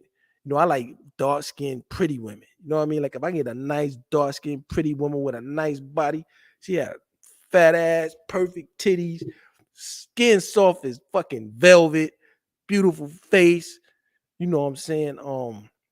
She was right for what I'm attracted to. So that combined with we click so good, when she tried to open the door to like a traditional relationship, I let her do that. I was wrong for that. I made a mistake. I made a mistake. So even that, I'm not, see, a lot of these game niggas, they try to act like, oh, their game is flawless. They'll never show you where they fucked up, where they got played. You gonna get played out here. You're gonna catch diseases. You're gonna fuck around and get somebody pregnant. You're gonna end up on child support. You might get a fake charge. It's a lot of fucking shit when you dealing with those numbers that these niggas, all they telling you about is the game. So you waste a lot of time. That's my issue with them. You waste a lot of time with that shit too, man. Next thing you know, you be wasting a gang of time, bro. Look, if you ain't paying, it's gonna see a whole lot more time. You know how much? See, I had a business to run. I had a business to grow. Okay. Me, if I was traditional dating, I would have took so much more time, so much more dates, so much more talking on the phone and texting and answering where you at and no, you know what I'm saying? So I know they got perfect game and they can come up with something while their game would have stopped this and that. And I'm like, nigga, fuck that. You know what I mean? That's not real. So I didn't want to dedicate that much time, that much effort into dating because I just wanted to casually date. And that's what I did. I had girls here. I had girls overseas. I would just rather just give you a little couple of bucks and, have fun, get took care of. Here, take this for your pocket. Baby, sweetheart, buy yourself something nice. I had such a good time with you. Bam, you're going. I don't see you till next week. We ain't got to talk till next week. I hear a text. You free this week? Sure. Come through on Thursday. do it again. Because I got another one, I got another one, I got another one. So I'm just spreading them out. And if I'm not available, I'm not available. It's no all that other bullshit. Because I don't want to do all that talking if I'm sugaring. You know what I'm saying? So it's better. I mean all that make perfect sense if you ain't trying to have no babies or nothing like that. You know what I'm saying? That's when that becomes an issue to me. See, when you start looking towards building families and stuff like that, then you gotta have a different process for that. So if you're looking for, casual experiences, sugaring is perfect for that. But then if you want to look for, family legacy building and stuff like that, you got to go through a whole nother process. You got to develop a process that's more conducive to you having success in that. No, exactly. So yeah, I mean, in that case, like I said, I could get that, and then I'll be lying if I didn't throw in pride. Pride is an issue with that. You know what I mean? My pride, like, okay, I'm looking for a sugar baby. I don't know. I guess I'm not mentally there where I could just be like, hey, I'm a sugar daddy. That don't sound right to me. For me, when you get money, you get to a certain level, you're always gonna have a level of pride. But but a logic kind of increases as well, right? So you got lots of resources, you got lots of money. Okay. You got $500,000 in the bank. You making 70, 80, 90, 100,000 a month. You living fly as you want to live. You can pretty much get anything you want, because you don't want a plane. I don't want a plane. You know what I mean? I can't get a plane, but I can buy any luxury vehicle I want for cash. I can live anywhere I want, pretty much within reason. I can live pretty much. Look, I could live somewhere and pay $20,000 a month rent or mortgage, and it won't. I wouldn't want to put that much into that at my level, but I can do that right now. You know what I'm saying? So I can have pretty much anything I want. So when you get to that level, then you start thinking more convenience first. So when you have less resources, because one of the things you brought up was, and I think that a lot of the game brothers who have never had like a lot of money, what they worry about is it's all about your money.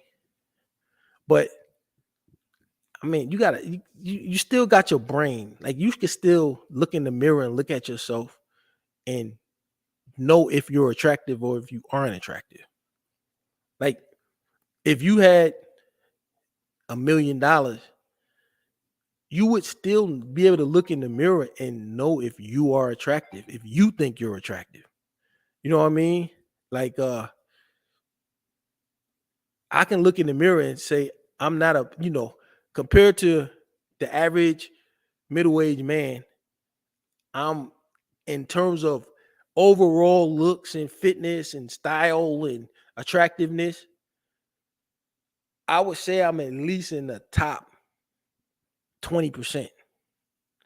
Because most, middle-aged guys, like 50-year-old guys, they got big guts, and they it ain't their fault. They got to work hard. They got families. They don't have time to dedicate to keeping themselves up. Like, I'm spending a couple hours in the gym today. I was in the gym all last week. I'm gonna go running. I got more time to take care of myself. So when I look in the mirror, I feel attractive to myself. You see what I'm saying? So whereas a game guy might be concerned, which I can understand if they've never sugar dated before, that, hey, how do I know that she's gonna like me for me and it's not all about my money? But you can't forget the basics. You've been on a lot of dates, whether you got money or you don't got money. If you a middle-aged man, you in your 40s, your 30s, you've been on a lot of dates, and you know how to tell with or without money if a woman is attracted to you. So the pride of not wanting to use your money gets replaced by you're tired of the traditional relationships. You're tired of all of the work, and you don't want to focus on that because focusing on my business gives me a much bigger reward than spending time chasing chicks. You know what I'm saying? So logically, my brain starts telling me what is the more high value activity for me. So then when I determine, okay, dating and women is the lower value activity for me, then I determine, okay, well, how can I make that more efficient? How can I make that easier? How can I make that less taxing to take me away less from my high value activity, which is operating and growing my business? So your brain starts thinking, and then you like, and I'm being honest, you start looking down on broke niggas. Like, you niggas can't do this. You know, you niggas value that dollar so much because you have so few of them, and I have so many of them, so it's not that important to me. You know, like so like when I say you'll spend $450 on the flight, and I'll spend $1,900 on the flight, the same flight, we on the same plane, because the dollars is less important to me than the experience. So my pride, as far as, you know, how do I know? I'm always, no matter if I got $1 billion or $1 million or if I got $1,000, I'm always going to be able to tell if a woman is really attracted to me. You know what I mean? I'm always going to be able to tell that. I have lots of experience with lots of women. So the pride thing, it just starts making, it start not making sense for me to spend my time with these women and chasing them and pursuing them and making sure they like me. And so I look at the niggas that's talking to me. That's why, and I don't want to be talking down on people, but I look at the niggas that's criticizing me as like, nigga, it's like I fly first class and then I see a nigga spending $40,000 on a private flight, and I be like, that's dumb. That's dumb. But that nigga's making $10 million a month. So he looking at me like, you just saying that because, you know what I'm saying? So I don't know. I mean, it's relative. It's all relative. It's all relative. So I look at them dudes like, you just don't know because you never been here. You see what I'm saying?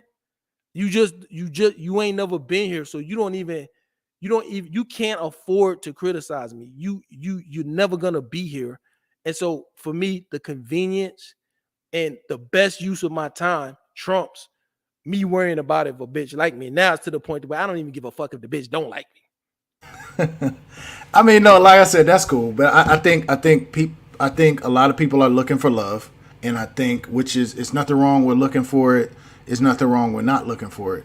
But if you can't buy love, you can't buy desire, you can't buy that. You know what I'm saying? So I think the way some people are looking at it, they may not value that. But like I said when you first asked me, bro, if you don't have the money, you can't really have the discussion. If you don't have the ability to do both. You know what I'm saying? I know someone rich enough to do it. He wouldn't do it. I mean, I guess probably because she's cheap, but he don't speak down on it when we talk about it. He don't speak down on it. So yeah, and like I said, it all boils down to, I support a man getting what a man wants. You know what I mean? I want men to get what they want, and everybody got to find their own strategy that works for them. So for me, the sugaring and passporting, it was the better option for me at my level.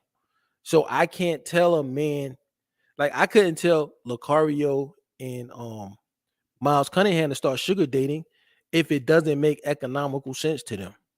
You know what I mean? So, but I'm definitely not gonna let those niggas tell me what the fuck to do or try to say you ain't got game and you ain't nigga. I will never feel inferior to you niggas for any reason in any way. It ain't nothing you could say. It ain't no audience you could talk it to. I will never feel inferior to you niggas. I technically feel those niggas are inferior to me, but that's just how I feel. That don't mean I'm gonna disrespect them. I'm gonna talk my shit, but I still respect them in their game. But that ain't for me, man. I'm not hollering at these hoes. Yeah, I mean, like I said, that sound better to me. I don't know, man. It's all relative, bro. I don't see nothing wrong with neither approach. You know what I'm saying? I feel like for me, I don't know. Like, do you go to the club and shit like that? I feel like I just aged out of that, man. I don't want to be going I don't to go the to club. no motherfucking club. I nigga. know. I don't even leave the house at night.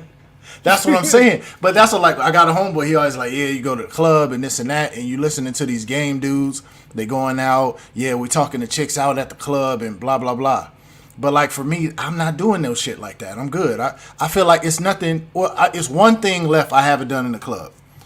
The only thing I haven't done in the club has been like the VIP, let everybody come to my section, you know, like the boss kind of club route. That's the only thing I haven't done. Everything else I've done. I done went home with chicks. I done went home with 2 chicks. I done met chicks. I done done all of it. So what am I still doing that for, bro? Like, you know, I'm in my mid 30s. I did that shit in my early 20s and late teens and mid 20s. You know what I'm saying? So go ahead. I never was a big club dude, even when I was in my 20s. Because I never really had a lot of success in clubs. I have pulled some girls out of clubs, but nightclubs, for me, it wasn't good for me because the music's loud. Then it was always a higher value dude there. You know, it was like an attraction. Like, look, this is what I learned when I lived in Atlanta. Because when I moved to Atlanta, that was the first time I seen wealth close up. You know what I'm saying? And I'll never forget, man. I was at this club. It was these 2 clubs. One was Twist and Shout. I can't remember which one it was, but I went to this club. It was packed. It was fine girls all everywhere. I didn't have any money. I was driving an old beat up Nissan Sentra, and it did seem to me that not one girl in that club at all was interested in me. You know what I'm saying? Then it's dark, it's loud. So you can't really pull up and talk in the club because it's, my name is Hybrid. I can't hear you. You know, it's that. But I was walking and I seen this glittering shit keep coming closer and closer to me. It was coming. And man, what it was a diamond chain around a nigga's neck, a real tall nigga. And that was the first time I ever seen some real diamonds. And I was like, oh shit, that's diamonds? Those are real diamonds. Because them shits was glimmering, dog. I was like, yo, this was years and years ago, but it was a nigga in there. I'm assuming now he probably was an NBA player because he had a lot of height to him. He looked very strong, and he had a big fat ass diamond chain on. And I was like, God damn. And the bitches was drooling at this nigga. I didn't know who the nigga was. That's when I realized I can't compete here. All the dudes that was there, that was the high value dudes, all the girls wanted them. The regular little peons like me were invisible. You know what I'm saying?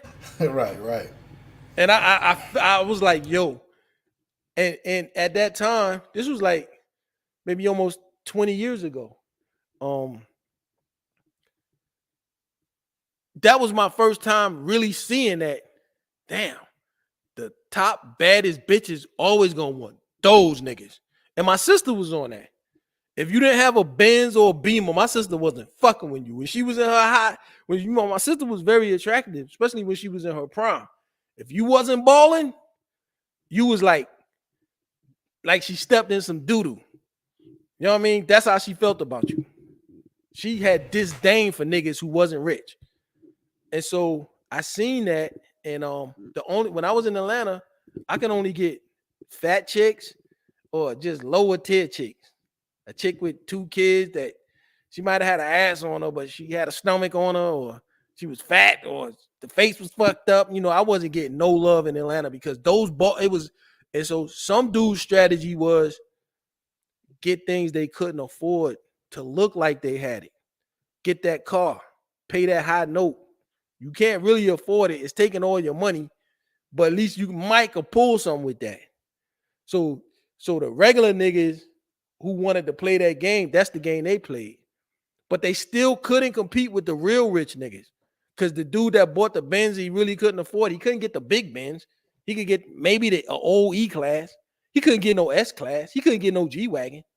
So even though he's putting all his money in that 6-year-old E-Class, when that nigga pull up in that brand new G-Wagon, nigga, your bitch is gone.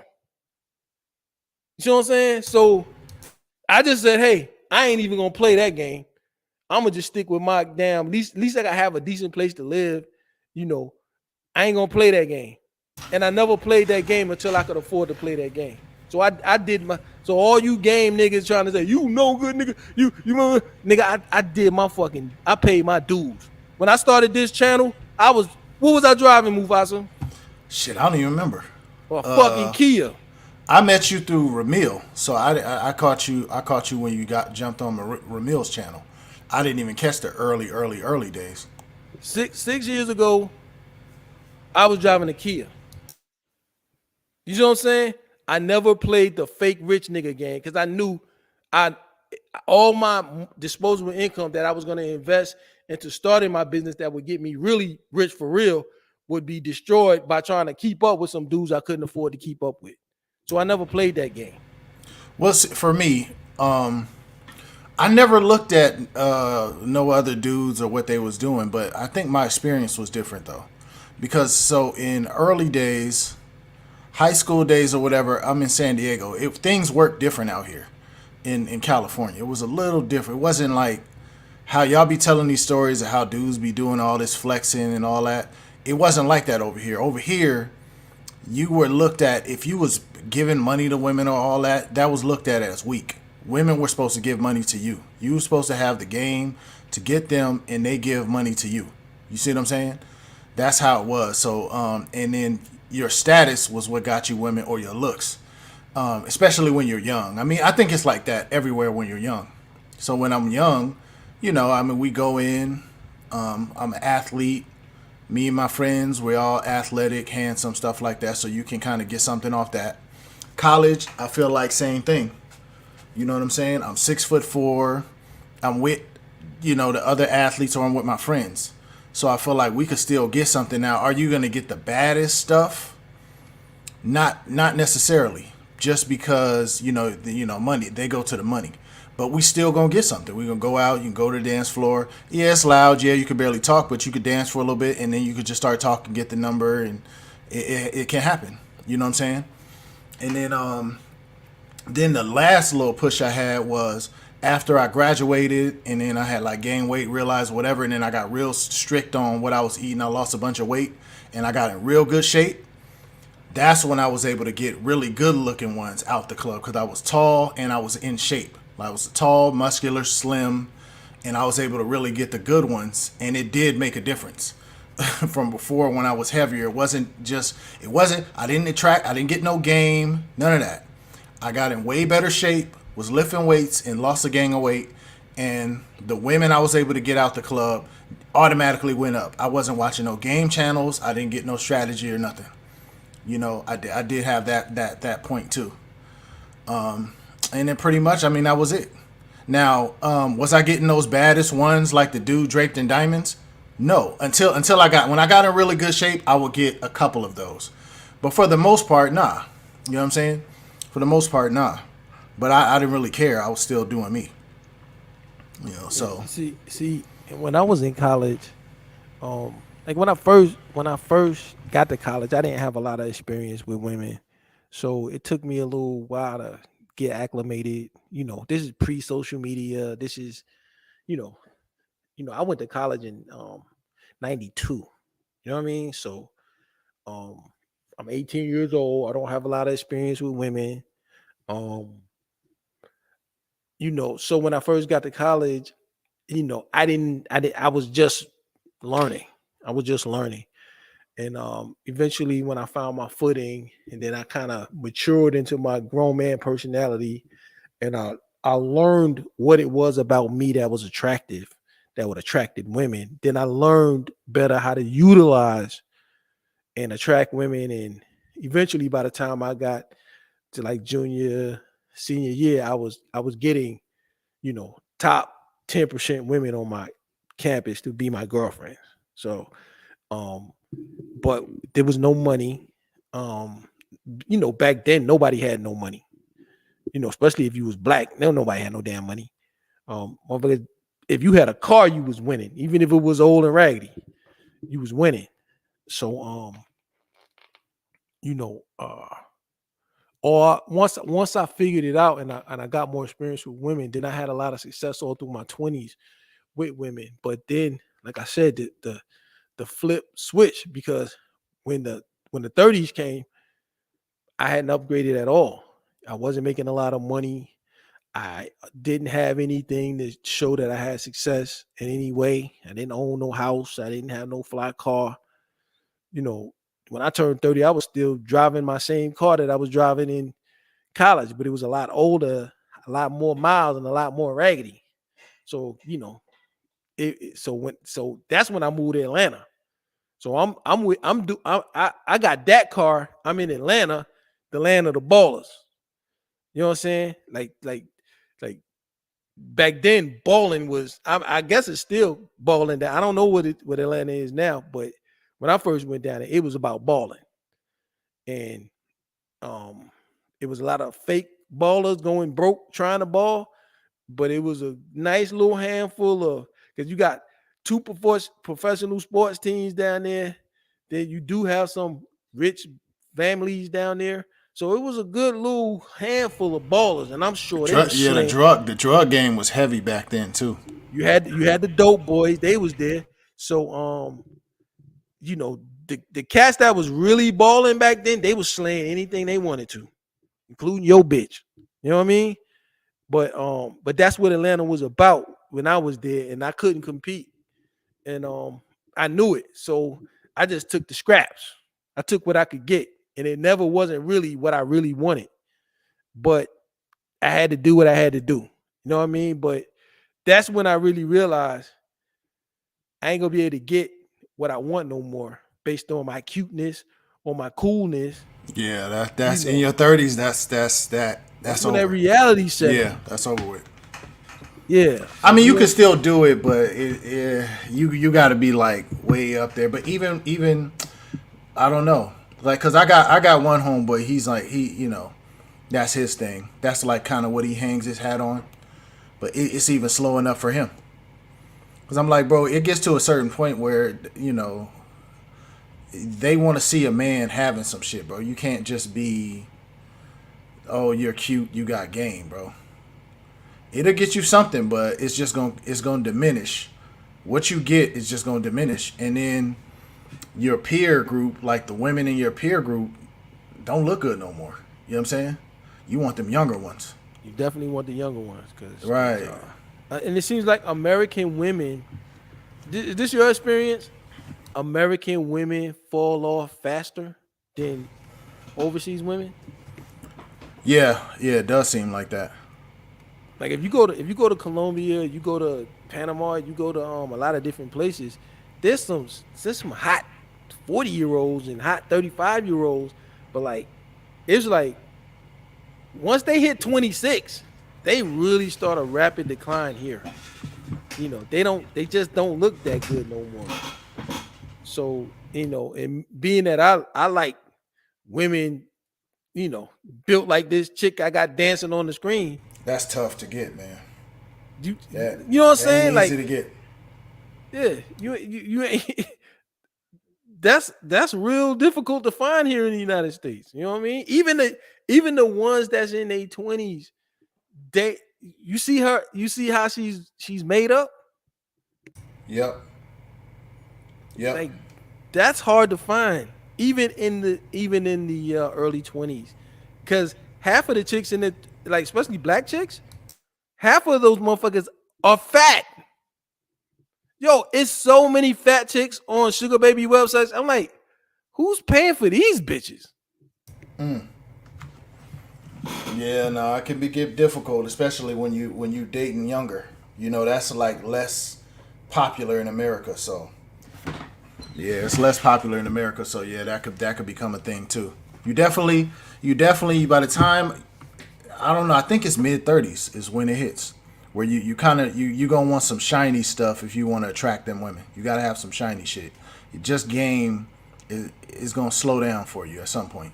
It's gonna slow down, and then you're just gonna see that like those game brothers that, you know, if I compare my lineup to their lineup, like this is the one I'm flying out. Like Right. me, you know what I'm saying? Like they don't got nothing like this. They can't do it. You know what I'm saying? Like they just can't do it. Now I'm sorry.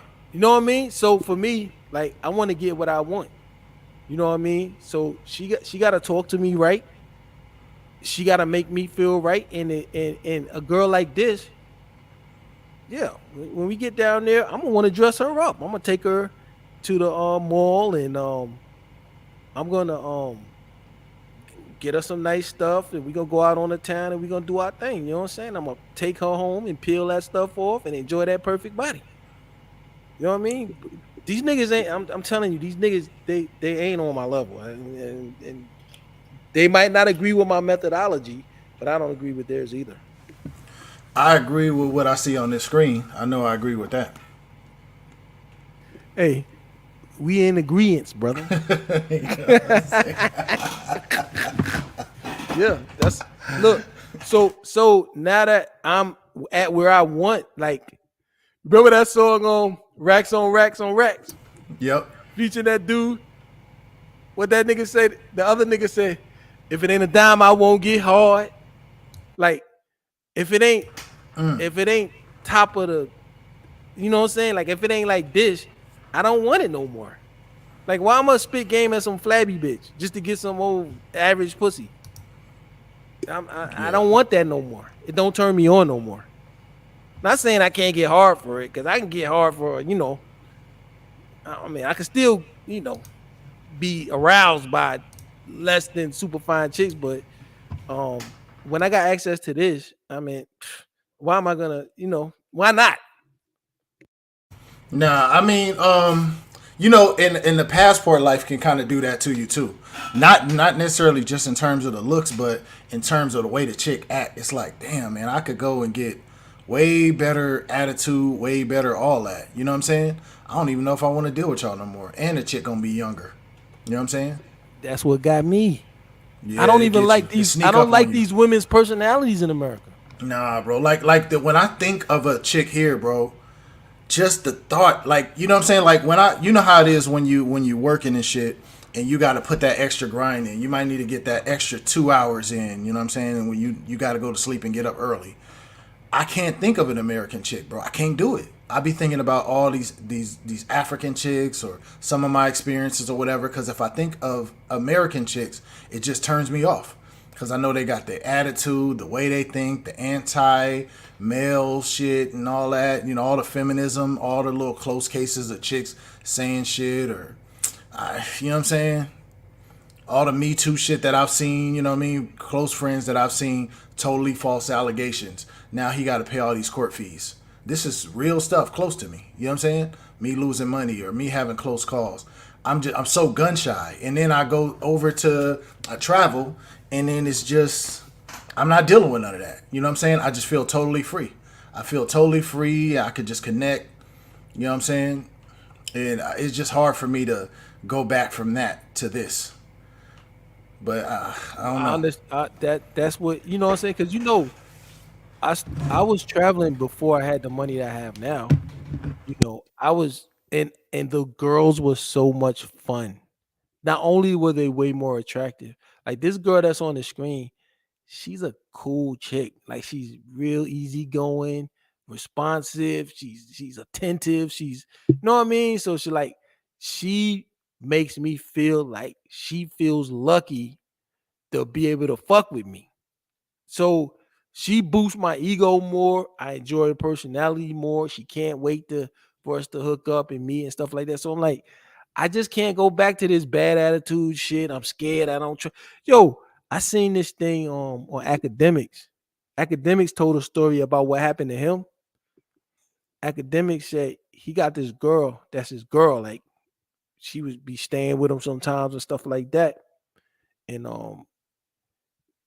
she asked if one of her friends could come over and hang out, and he was like, okay, cool. So his girl's homegirl came over. You know, Act live in a big mansion. He live in a real nice area or whatever. I guess it's not a gated community, but the girl came, and the girl, you know, fortunately, Act said anywhere you at in his house, you on camera. That's the way he got his thing set up. And so the girl went to one of the side doors and unlocked it,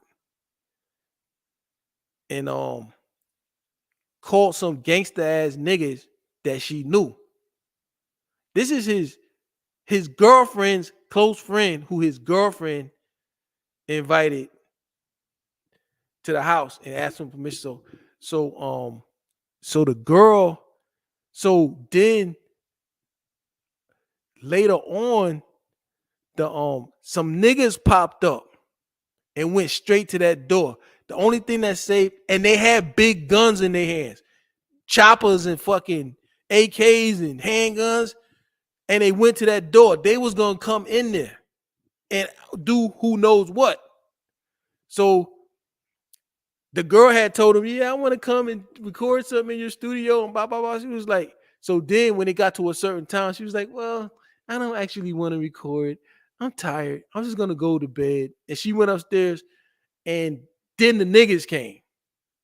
Only thing that saved Act was his actual girl. Before she would go to bed, she would walk around the whole house and walk to all the doors and check them and make sure they was locked.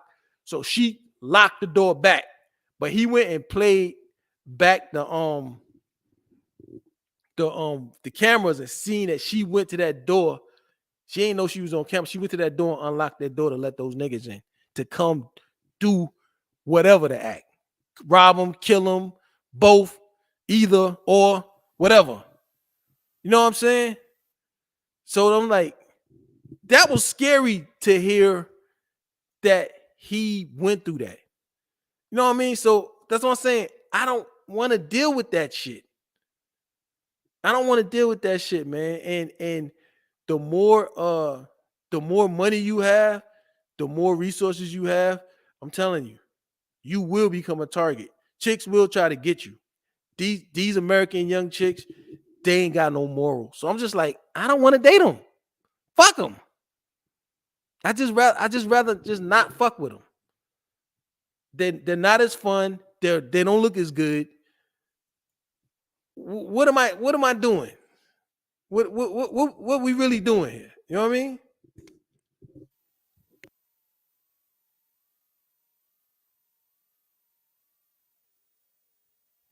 My bad. Could you hear me? Nah. Oh, okay. Yeah, I had it on mute. I didn't even notice.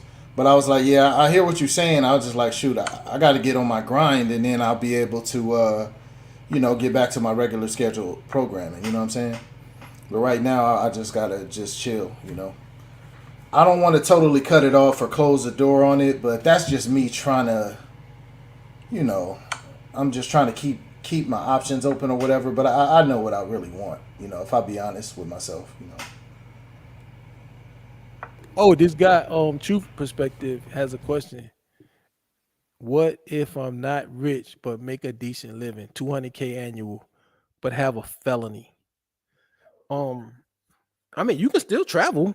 People with felonies could travel because one time me and my homeboy, I think we was in Medellin, Colombia, and this dude, he had a felony. He had been to prison, and but I think he got out when he started like a trucking company. So he started making some money. And he had to go through some things. Cause we was actually down there chilling with this dude. He was a crazy ass dude. And I was like, this nigga, we got to get away from this nigga because he was just too crazy. Like he was talking to the people that was serving him all disrespectful. He was from New York, so he was just He was just I just didn't I was like, yo, this the type of nigga, somebody gonna shoot this nigga. I don't want to be around this nigga no more. But we was around him, and there was this retired cop. And the retired cop, you know, they were talking about his situation, and he was saying, yeah, he had to get some kind of something, but it's something I can't remember what he said he did, but he did something to help him be able to obtain a passport and to be able to get his travel abilities again. So it can be done.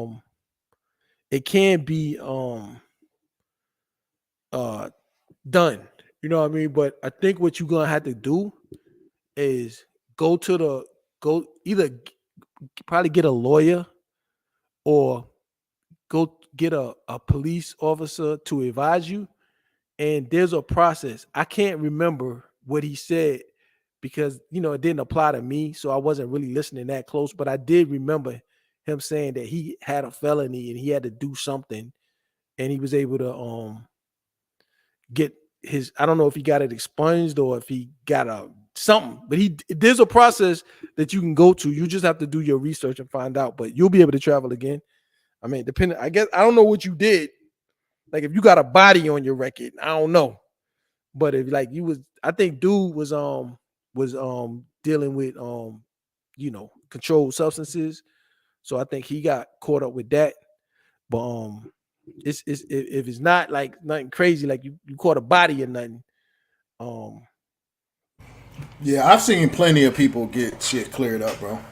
I think if you have faith, you can find a way, bro. If you have faith and persistence, I'm pretty sure you'll have a way to get that shit cleared up, or at least to get your passport. I didn't know. Wait a minute, a felony don't stop you from getting a passport, do it? Well, dude, when I remember him saying he had some troubles with that, but I don't know. I can't remember. Let me ask ChatGPT. I don't know if that's a good thing. I don't know if it was that he the felony stopped the passport, or if if he had restrictions after his release, like he couldn't leave, like based on the probation, or because you know niggas that be on probation, they have limited mobility. Like they might have to report and you know before they can go somewhere, even leave the state. Yeah. Because I always hear them rappers be like they got to get permission to leave the state to go do their job. So they had to tell the PO, it's my job. I have to travel to get paid, and they have to get special permission to be able to go out the state or out the country. But like I know some places like Canada and UK or places like that, like if you got a felony, they won't let you in. So it's a lot of nuances to it that I'm not well versed on. Yeah, no, it's saying here that it don't stop you from having them unless you still serving the sentence. You know. Okay, so you be on that ChatGPT? Yeah, hella. You don't be on it? Nah, I don't be on that shit. Yeah, it's better. Like if you got a little small question or inquiry, it's way better than Google. Because Google, you know, they be always trying to get ad rev and shit. So you got to read some dumb shit just to answer a question sometimes. ChatGPT, they'll just answer the question.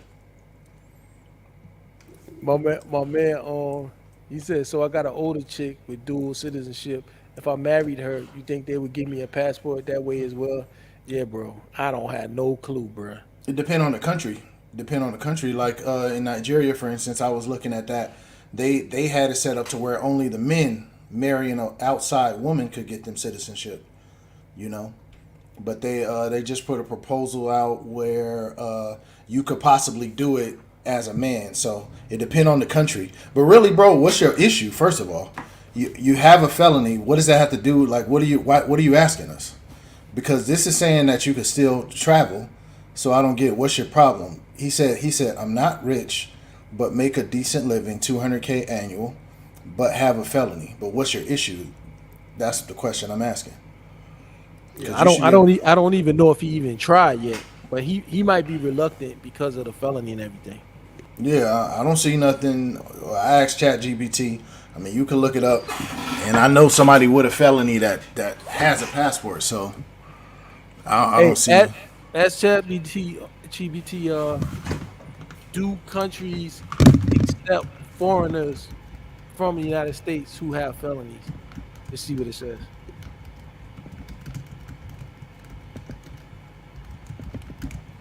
All right, hold up.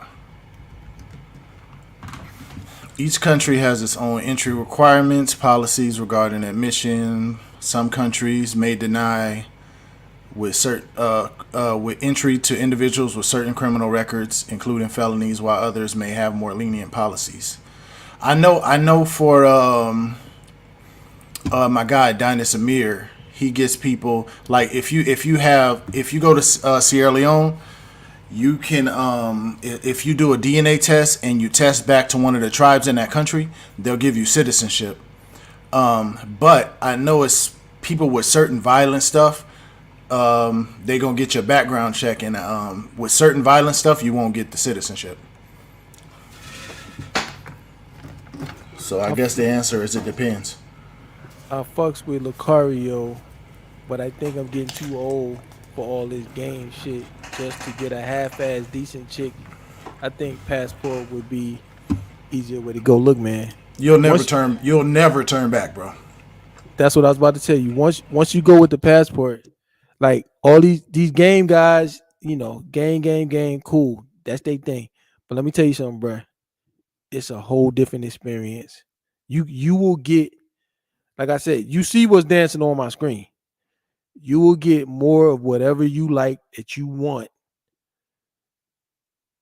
You will get it better, younger, finer. Yo, the girls just like, you don't have to ask them to cook. You got to tell them not to cook, because they just going to come and just take care of you. They're just programmed to do that for a man. So like, would you make it 200 grand? That's a lot of money. And so would you have to offer plenty them, of money? Yeah, like, dude, you almost rich in America, and you most definitely rich anywhere outside of America in a non-Western country. You know, from Mexico on down, you rich. I was doing it with like when I was making like the low 100,000s, and I damn near could do anything I wanted to do, anything damn near. So I could only imagine with 200,000. And then I'm gonna tell you too, all my chicks don't even look like this chick on the screen. My chicks, they be like a notch above what I get here, right? But they're gonna be younger, their attitude's gonna be better, and I'm not gonna be like looking over my shoulder for some Me Too type of shit every second. I like the countries I'm in. Things just feel better. I just, you know what I'm saying? So it's just everything about it, man, is better. You got to just do it. Look, you in a beautiful environment, depending on where you going.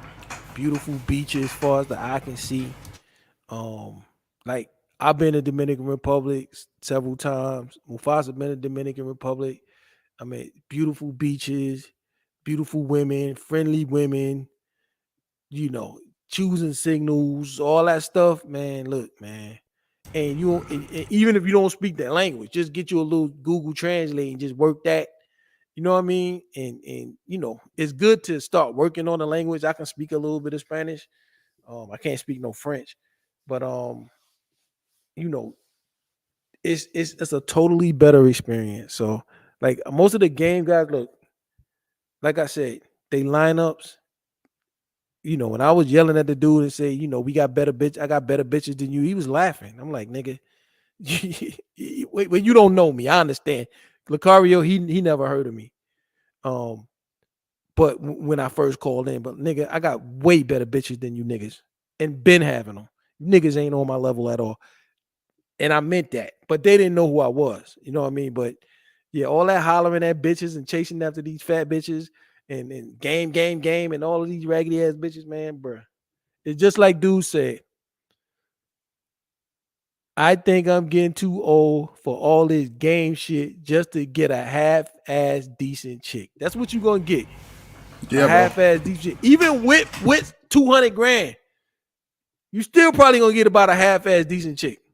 Nah, bro, and that's the thing. See, and that's where they get caught up. Oh, nigga, you ain't got no game. You can't get no chicks. It's like, bro, it's beyond if you can do it. Is the juice worth the squeeze? That's the question at this point. And it really ain't, bro. It really just ain't when you see what else is out there. My only issue is, like, how much travel do you have to do? You know what I'm saying? But I'm setting up my life. See, when I got exposed to this some years back, I'm not in this situation by chance, bro. Like, I started thinking of ways, like, man, look, how can I change my life and set up my life to where I could live this lifestyle? And that's the path that I'm on right now. And the things that I was thinking about 3 years ago when I was out, you know, in Haiti and shit, like, damn, bro, how can I do this more? I started thinking of what I need to do to get to that point. And I'm here now. You know what I'm saying? Now I just got to make it work. And then once I get this shit set up how I want it to, where I'm able to sell, I'm able to, you know, book people for certain days. I'm able to book enough shoot days and things like that where I have to actually be here. And once I hit my numbers, then I could just take off and go edit or take off and go sell. I could just be in wherever, you know. That's how I'm setting up my life. That's what I'm planning to do, you know. Because I used to kind of do something like trucking in a sense. I used to have to do a lot of logistics was involved. I'll just say what I was doing. And I made a lot of money, but I was spending so much time, and then I had to be there to do what I was doing. So I was like, look, I need something that I can leverage and something that I can use other people or whatever. And I'm in that something now. And I'm just going to finish putting it together. And then once I do that, once I get the revenue where I want it, once I get my team where I want it, once I get everything set up, you know, where I can easily sell, I got my packages, everything set up, then I'll be able to travel as much as I want to. You know what I'm saying? That's the goal.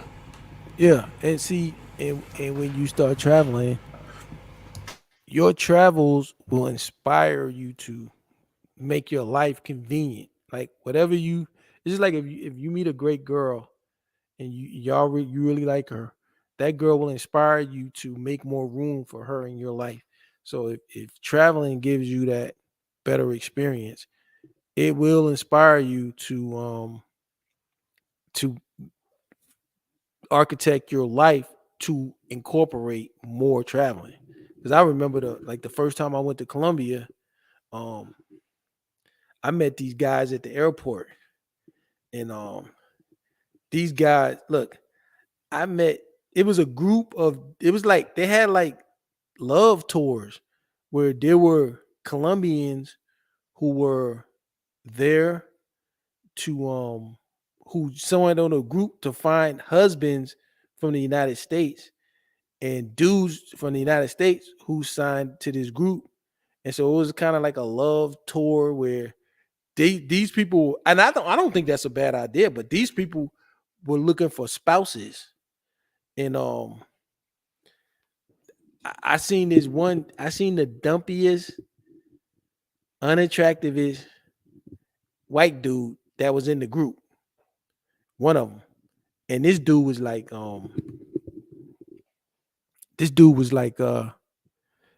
he said, man, I met this girl. He was like, she asked me to marry her.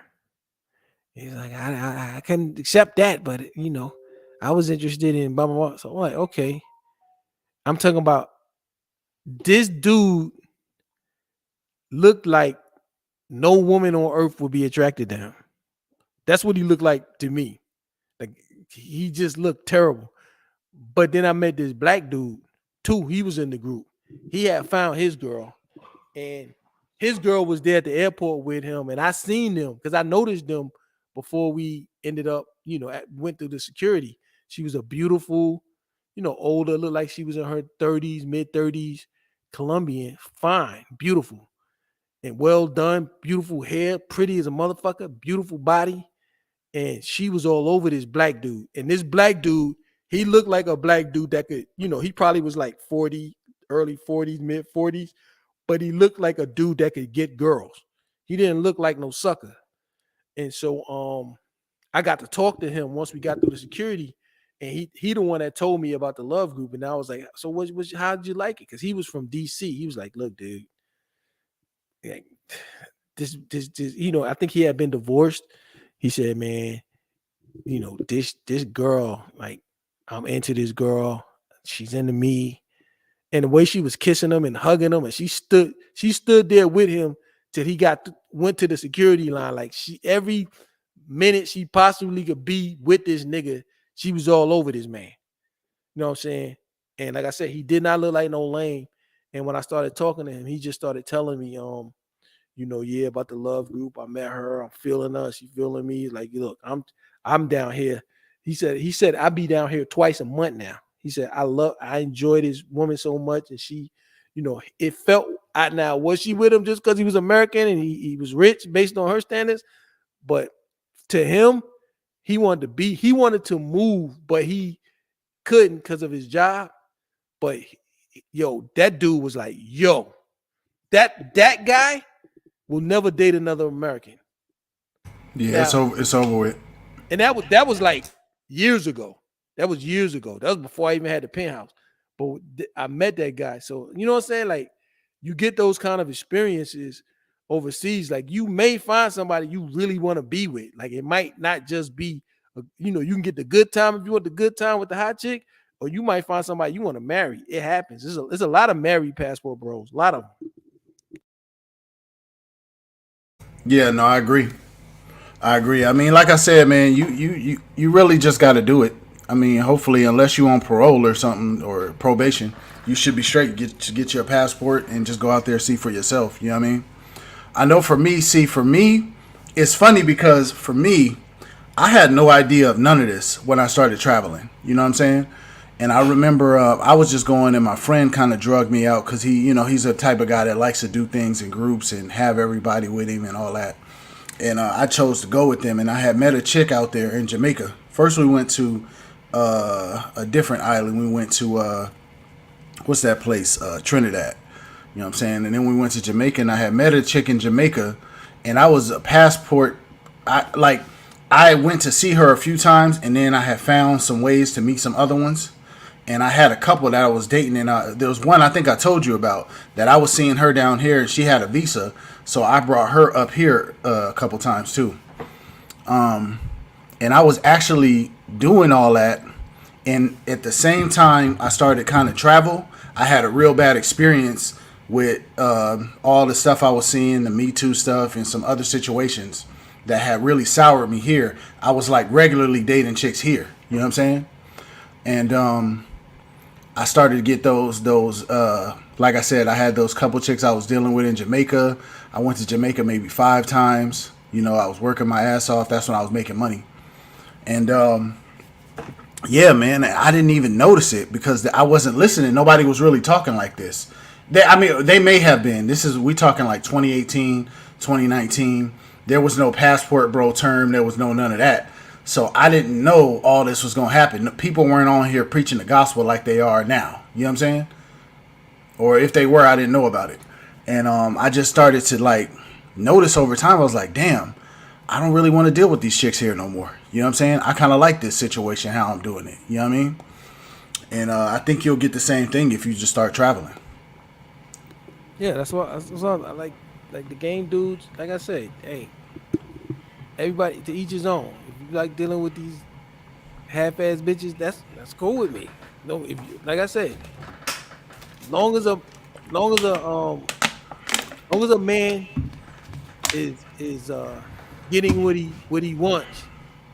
But all I can say to the passport dudes, well, really to they girls is they need to holler at Hybrid, because if they do, they're gonna get this. A bigger dick, a better dick. And to the ones that's hating on me, shut the fuck up. You know what I'm saying? And my advice to men of value when it comes to American women: stay the fuck away from these hoes. The dumb motherfuckers. Like, god damn.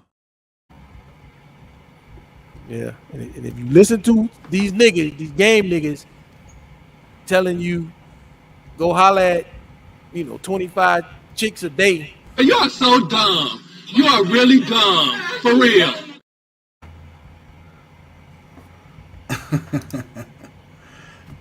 Nah, you ain't lying, bro. You know what that chick that got Jonathan Majors? You know what she's saying after that verdict today. Got him! Got him!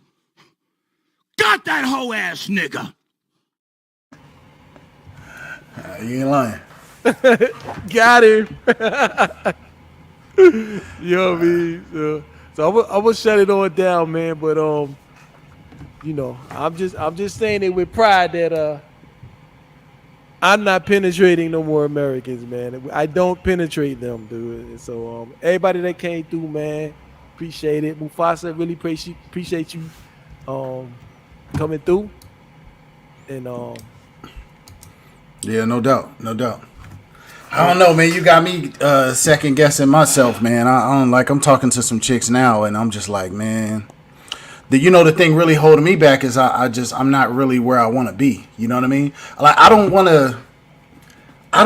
only want to date from a position of like real power. You know what I'm saying? I don't want to date a certain way no more. You know what I'm saying? So that's I'm like, nah. Look, if I was you, look, I'd rather be monk and only take 2 trips a year, if that's all I could afford, then fuck with these bitches. I'd rather be celibate fucking 10 months out the year. I'd rather be celibate 10 months out the year and just bang twice a year than penetrate these hoes, man. Well, see, if you was me though, it'd be easy because remember I live on the border. I can go to Tijuana right now. I could get to Tijuana literally, like including going to my car and everything. I could get to Tijuana in I could get there in 18 minutes. Okay, that's cool. So, yeah, you got access to get your rocks off. I gotta take this call though, bro. Thanks for having me on. I'm listening. Okay, no doubt. But yeah, I'm about to get out of here, man. So I appreciate everybody that came through, man. You know, I just got some different ideas I'm gonna be putting out there. You know, and yeah, I'm gonna have to lay some hands on these game niggas, man. You know, they started it, so you know, I'm gonna have to let Lucario and Miles Cunningham know. You ain't nobody. and you know, I'm a passport bro, and I'm a sugar daddy. You know what I mean? So all you game ninjas, all you game spitters, all you game niggas out there, We don't claim you. you know. So I know y'all. I know these game niggas think I'm supposed to be out there hollering and chasing down bitches and getting girls off my mouthpiece. But What the fuck you know about what I need on my mind, motherfucker? you know what I mean? You're not in my situation, and you don't know what it's like to be me, and you know, when it come to broke niggas, that's what we do to them, man. We slack them down, man. We don't let these broke niggas, you know, say nothing because the girls I'm dating, you know, they reserve that pussy for me. Ain't nobody slinging no dick in here but Big Daddy because he's the only one paying bills. Right. So this again, this is how we do them game niggas.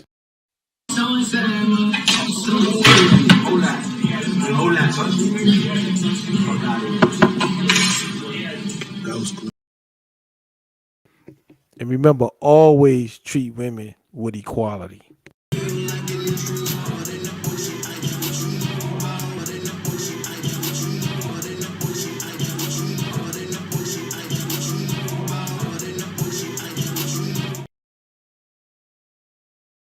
And stop smoking weed, niggas. I stopped smoking weed. Stop smoking weed, niggas. Damn, not my boy on that shit. Wake your ass up. Slap him again, cuz.